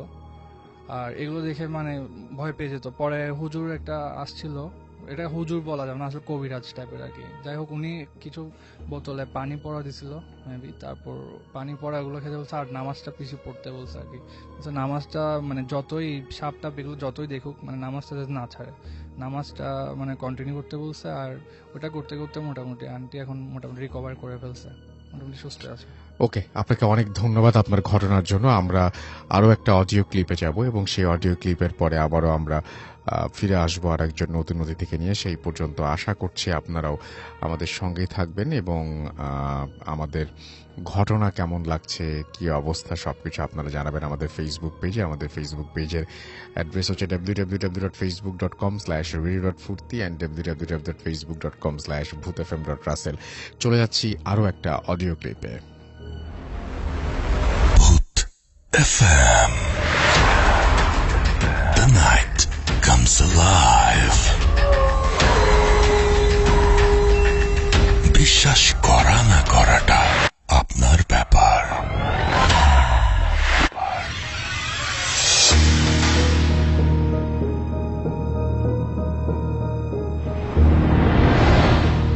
হ্যালো, আসসালামু আলাইকুম রাসেল ভাইয়া। আশা করি আপনি ভালোই আছেন, কেননা আপনি সবসময় ভালোর দলে থাকেন। তো আমি মিথিলা বলছি সাভার থেকে। তো আজকে যেই কাহিনীটা বলবো সেটা হচ্ছে আমার বড় কাকির সাথে ঘটে যাওয়া, বড় কাকি বা বড় কাকার টোটাল ফ্যামিলির সাথে। তো আজ থেকে 9-10 বছর তো হবেই, মানে এর আগের ঘটনা। তো কাকা তখন পুলিশে ছিল, ওসিতে ছিল তিনি। তো তার থানার কাছাকাছি কোয়ার্টারে আমার কাকি মানে আমার কাকার ফ্যামিলি থাকতো। তো কাকার রাতের মানে কিছু কেসের কারণে রাতের ডিউটি পড়ে। তো রাতের ডিউটি পড়ার কারণে তার আস্তে আস্তে 1-2 এরকম টাইম বাঁচতো বা তারও বেশি কিছু প্রবলেমের কারণে। তো সেরকমই একদিন সবাই ঘুমিয়ে পড়ছে, তখন বাজে 1টা। তো আমার কাজিন রুমে ফোন টিপতেছিল বা ঘুমিয়ে পড়ছে, এরকম একটা মোমেন্ট। তো 1টা থেকে 1:30 বাজে এরকম। তো আমরা সাধারণত জানি যে সরকারি কোয়ার্টারগুলো এরকম হয় যে ফার্স্ট অফ ড্রয়িং রুম থাকে, ড্রয়িং রুমের পর করিডোর, দেন ডাইনিং রুম বা বেডরুম যেটা থাকে। তো আমার কাজিন সেদিন সেখানে ড্রয়িং রুমের একটা বেড ছিল, তাই সে ড্রয়িং রুমের বেডে ঘুমাচ্ছিল। তার পাশে তার ভাই ছিল। তো 1:30 বাজে দরজায় নক করে, যে নক আসে। তো আমার কাজিন সাধারণত জানে, সে দরজা খুলে দেয়। তো খুলে দিয়ে দেখলো যে তার মানে আমার কাকা তার বাবা চলে আসছে। সে দেখলো যে তার বাবা গেটটা লাগিয়ে দিল, সে ঘুমিয়ে পড়লো, মানে শুয়ে পড়লো।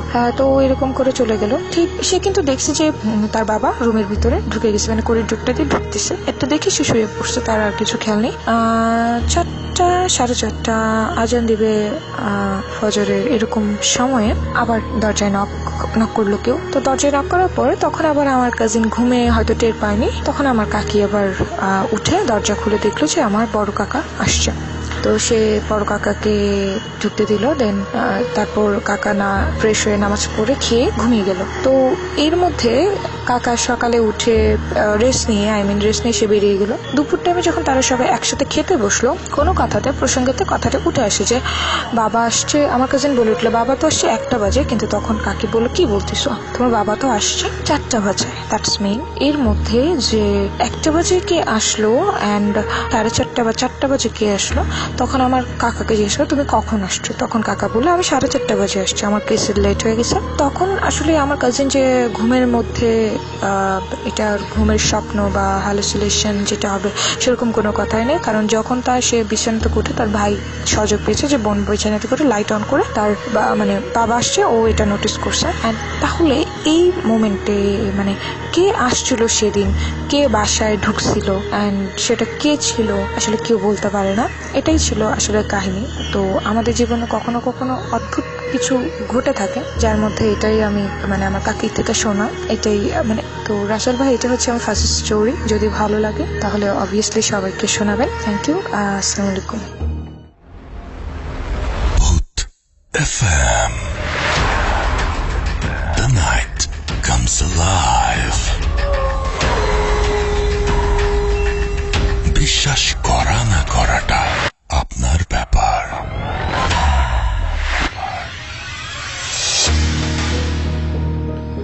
Welcome back.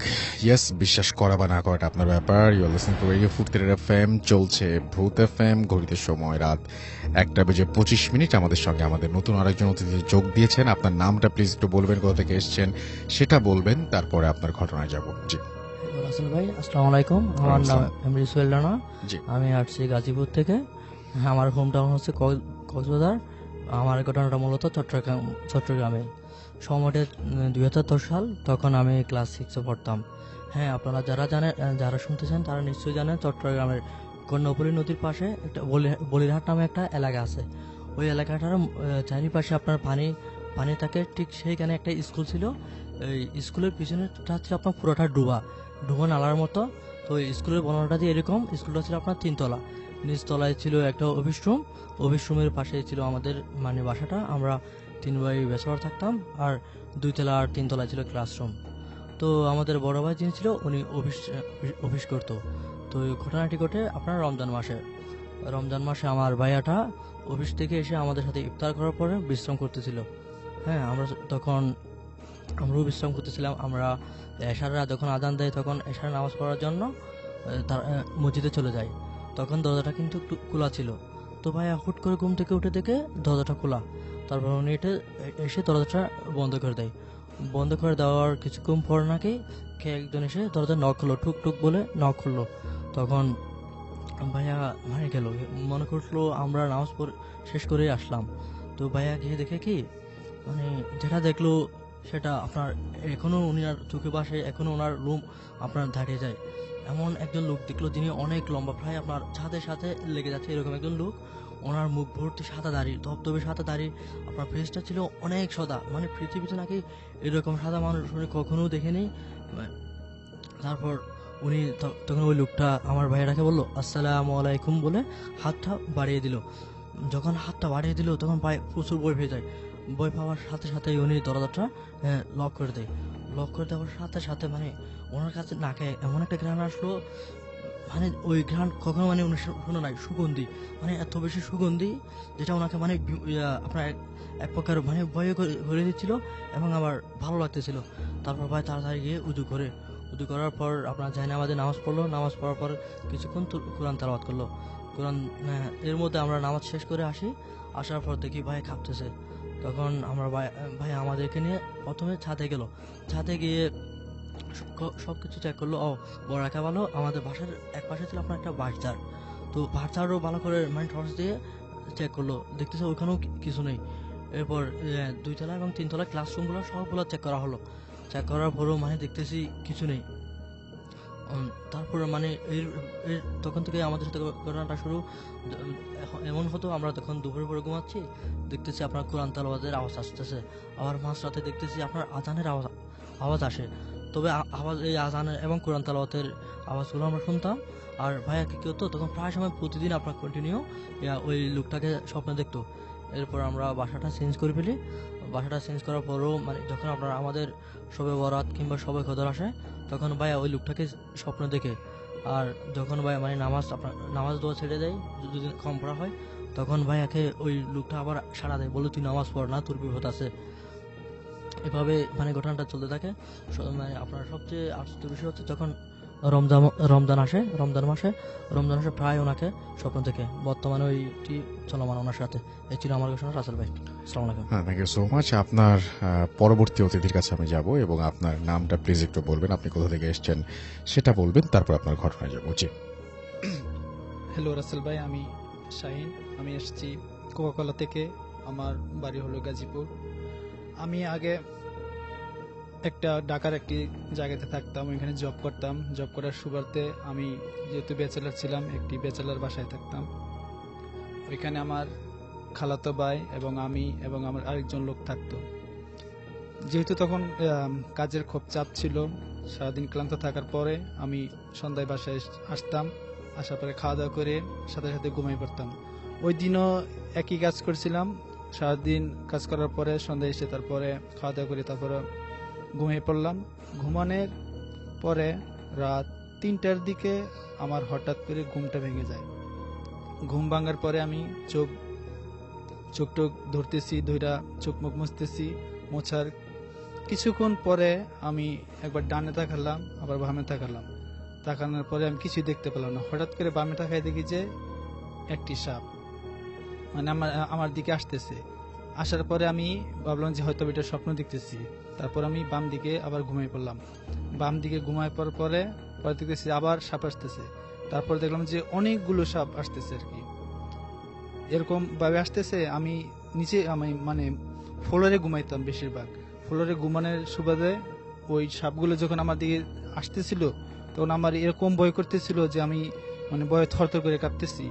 তারপর আমি হঠাৎ চিল্লান দিয়ে খাটের উপর উঠলাম।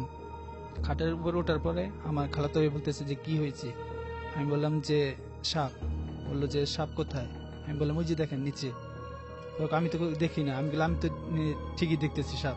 পরে বলি এগুলো কিছু না, তুমি ঘুমাই পড়ো, তুমি স্বপ্ন দেখছো। আমি কই না, তো আমি স্বপ্ন দেখি নাই, কারণ আমি ঘুম থেকে ওঠার পরে 5 মিনিট পরে আমি এগুলো দেখছি। কয় না এগুলো তোমার ভুল, তুমি ঘুমাই পড়ো, কোনো সমস্যা নেই, পানি খেয়ে ঘুমাই থাকো। তখন আমি পানি খেয়ে ঘুমাই রয়েছি। ঘুমাই থাকার আবার কিছুক্ষণ পরে আবার একই কাহিনী দেখি যে অনেকগুলো সাপ আমারে মানে কামড় দিতে আসতেছে। তখন আমি ভয়ে রুম থেকে বের হইয়া ছাদে চলে যাই। ছাদে চলে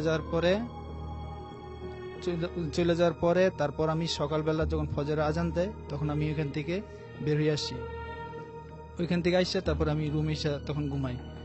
এই গেল আমার প্রথম ইয়া। তারপর আমি এর কিছুদিন পরে ওইখান থেকে আমি বাসা চেঞ্জ করে দিই। বাসা চেঞ্জ করে নতুন বাসায় উঠি। নতুন বাসায় ওঠার পরও সেম একই কাহিনী ঘটে। একদিন রাতে আমি ঘুমাই রয়েছি। ঘুমাই থাকার পরে আমার বড় ভাই ওই দিন ছিল না, আমি একাই ঘুমাইছিলাম। হঠাৎ রাতে 3টার দিকে ঘুমটা আমার ভেঙে যায়। তারপর আমি ডান দিকে দিকে আমার দরজাটা খোলা। তখন দেখি সাপটা আস্তে আস্তে করে দরজা বেয়ে বেয়ে উপরে উঠছে। উপরে উঠা তারপরে মশারির যেই কিনারা ছিল ওই কিনারা দিয়ে আস্তে আস্তে বাইতে বাইতে মশারির উপর দিয়া আমার পায়ের দিকে নিচে নামতেছে আর কি। নিচে নামার পরে নিচে নামিয়া আমার দিকে ফনা করে কামড় দেওয়ার জন্য ইয়ে করতেছে। তখন আমি খুব ভয় পেয়ে গেছি। ভয় পাওয়ার পরে আমি দৌড় দিয়া বের হয়ে গেছি। বের হওয়ার পরে ডাইনিং রুমে আমি দাঁড়াইছি পরে আমার ডাইনিং রুমে আমার এক চাচা থাকতো। উনি বলতেছে যে কি হয়েছে? আমি বললাম কিছুই হয় নাই। কিছু হয় নাই মানে কিছু তো হয়েছে। কি হয়েছে তাড়াতাড়ি বলো। পরে বললাম যে ওই যে সাপ। কই সাপ? আমি বললাম ওই যে রুমের ভিতর সাপ। কয় না এগুলো কিছু না, তুমি ঘুমাই পড়ো, তুমি দেখতেছো। তারপর আমি ঘুমাই ফেলছি। ঘুমাই থাকার পরে আবার কিছুক্ষণের মধ্যে একই স্বপ্ন, মানে স্বপ্ন দেখি নাই, মানে স্বপ্নতে ঘুমেতে উঠে তারপর দেখছি এই কাহিনী। তারপর আমি দৌড় দিয়া ছাদে গেছি। ছাদে গিয়া প্রায় 3 ঘন্টা থাকার পরে তারপর বড় হওয়ার পরে আমি বাসায় আসছি। তারপরে এই বিষয়ে আমি আমার এলাকায় এক হুজুর ছিল, হুজুরকে বললাম যে হুজুর এরকম এরকম অবস্থা আমার, যে আমি খুব ভয় পাইছি, কয় আসলে এটা অন্য কিছু না, এটা হলো একটা জিন, সাপ জিন। ওই জিনটা তোমারে ভয় দেখাইলে সে মজা পায়। আমি কই আমি আমি বললাম যে কেন আমার ভয় দেখায় কেন? কয় না, ও তোমার ভয় দেখায় খুব মজা পায় আর কি। জি আমার কাহিনী। জি, তারপরে তারপরে তারপরে মজা পায়। তারপরে আবার আরেকদিন রাত্রে প্রায় 3টা বাজে, তখন ওই সময় আমি মনে করেন যে ঘুম থেকে ওইটা ওয়াশরুমে গেছি। ওয়াশরুম থেকে মানে আপনি এটা কি এগুলো কি এখনো ভুগছেন আপনি? না, এখন আর ভুগি নাই। তারপর আমি যে বিয়ে করার পরে এই জিনিসটা এখন হচ্ছে না, কিন্তু মূলটা ওইটা ছিল একটা জিন সাপ, যেটা আমাকে ভয় দেখে ইয়া করতো আর কি। আচ্ছা, মজা পেতো। উনি বলতো যে আমাকে যে হুজুর ছিল উনি আমাকে একটা তাবিজ দিয়েছিল, ওই তাবিজটা হয়তো পরবর্তীতে আমার গলা থেকে নিয়ে যায় আর কি। আচ্ছা, তো মানে এটাই আপনি মানে আপনার ওই তাবিজটার কারণেই হয়তো আপনার না, তাবিজটা দেওয়ার পরে হুজুর দেওয়ার পরে তাবিজটা আবার ওরা নিয়ে গেছিল। আচ্ছা, আর ওই হুজুরটা বলছিল যে ওই সাপটা যখন আসবে তখন আপনি ভয় পাওয়ার কোনো কারণ নাই, আপনি বলবেন যে আচ্ছা আপনি আমার কাছে আসছেন না, আমি তো ভয় পাই। মানে কবে থেকে আসে না এটা? এটা কবে আসে? এই বছরে জানুয়ারি থেকে আর আসে না। কেন আসে না? যেহেতু আমি এখন বিয়ে করে ফেলছি, বিয়ে করার পর এই জিনিসটা ধন্যবাদ আপনাকে। আমাদের সাথে আরো অনেক মানে ঘটনা আপনারা পাঠাবেন এটা আশা করব, এবং আমি দেখতে পাচ্ছি যে আমাদের সাথে অনেকে আছেন এখন ফেসবুকে এবং আমাদের সব জায়গাতে। এবং আমি যদি একটু আমাদের টুইটার থেকে আসি তাহলে দেখব যে আয়েশা সেতু আমাদের সাথে লিখেছেন যে স্টোরিগুলো আচ্ছা ঠিক মতো কেউ বলতে পারছে না এরকম মনে হচ্ছে তার কাছে। আয়েশা রহমান সেতু আমাকে লিখেছেন। আর রাজ আমাদের সাথে আছেন দেখতে পাচ্ছি মইনুস সাগর, এছাড়াও আমি দেখতে পাচ্ছি সোহেল রানা আমাদের সাথে আছেন এবং তিনি অ্যাপ দিয়ে শুনছেন। কে ঘোষ আমাদের সাথে আছেন দেখতে পাচ্ছি। এছাড়াও আরো অনেকেই আমাদের টুইটার পেজে, এবং আমি দেখতে পাচ্ছি যে আমাদের এইখানে আরো অনেকেই লিখছেন আমাদের যে ভূত এফএম-এর পেজটা রয়েছে সেখানেও। এবং আমাদের সাথে আছেন এমডি নূর হুসাইন, রুহুল আমিন আমাদের সাথে আছেন রাজশাহী থেকে, SI রাশেদ আমাদের সাথে আছেন, শফিকুল ইসলাম পাপ্পু আমাদের সাথে আছেন, ইউসুফ আহসান ইয়াদি আমাদের সাথে আছেন শোয়েব আহমেদ সিয়াম, সঞ্জিদা আক্তার মিথিলা আমাদের সাথে আছেন, এবং আমাদের সাথে আছেন দেখতে পাচ্ছি মোহাম্মদ অন্তর। এছাড়াও আমাদের সাথে আছেন আকিব খান আছেন আমাদের সাথে, দেখতে পাচ্ছি এমডি আফরিন রাফি। এছাড়াও আমাদের সাথে আছেন দেখতে পাচ্ছি জামিল আজম চৌধুরী, এবং আমাদের সাথে আছেন দেখতে পাচ্ছি দেবাশিস পল দীপু। এছাড়াও এমডি মিনহাজ হুসাইন আমাদের সাথে আছেন, আশা সরকার আমাদের সাথে আছেন ইমন খান হৃদয়, সঞ্জিদা আক্তার আমাদের সাথে আছেন দেখতে পাচ্ছি। এছাড়াও নাহিদ হাসান আছেন আমাদের সাথে, হানিফ ইসলাম কাকুন আছেন আমাদের সাথে দেখতে পাচ্ছি, ইমন খান হৃদয় সহ আরো অনেকে। এবং আশা করছি যে আরো অনেকেই আমার যেটা মনে হয় সেটা হচ্ছে যে আমাদের যে ইমেল অ্যাড্রেস সেখানে আপনারা আপনাদের ঘটনাগুলো পাঠাবেন। এবং আমাদের ঘটনার আমি একটা জিনিস বলবো, যেগুলো আমরা পড়তে চাই, যে ঘটনাগুলো মানে আমাদের অডিও ক্লিপ প্রচুর আমরা পাচ্ছি, আমাদের এখানে গেস্টও অনেকেই আসতে যাচ্ছেন, কিন্তু আমরা যে ঘটনাগুলো ইমেল থেকে পড়তে চাই সেরকম ঘটনা বেশ কিছু আমার মনে হয় যে আরো বেশি বেশি করে যদি আপনারা পাঠান তাহলে অনেক বেশি ভালো হয়। এবং যারা চান যে তাদের ঘটনা আপনারা লিখে পাঠাবেন, সেই ঘটনাটা একটু আপনারা মানে লেখার সময় দেখবেন যে আপনারা যেভাবে লিখছেন সেজন্য পরিষ্কারভাবে বোঝা যায়। এবং আপনারা অবশ্যই চেষ্টা করবেন বাংলায় লিখলে তো খুবই ভালো। আপনারা এছাড়া অনেকেই জিজ্ঞেস করেন যে কিভাবে লিখে পাঠাবো, আপনারা চাইলে ইংরেজিতেও লিখতে পারেন, এটা পুরোপুরি আপনাদের ব্যাপার। তো যাই হোক, আমি যেটা করব সেটা হচ্ছে এখন আজকের মতো এখানে শেষ করতে চাই আমাদের এই এপিসোডটা। এবং আগামী এপিসোডের জন্য আমি অলরেডি যেটুকু জানি যে আগামী এপিসোডে আমাদের সাথে আসবেন ডক্টর আলিফ থাকবেন, তিনি আমাদেরকে কনফার্ম করেছেন অলরেডি।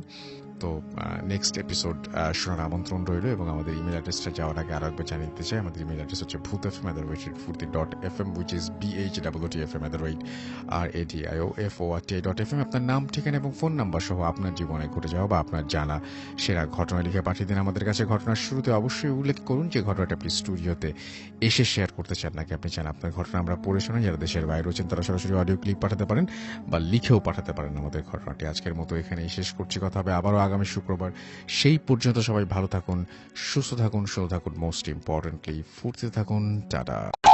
Radio Fupi 88 FM.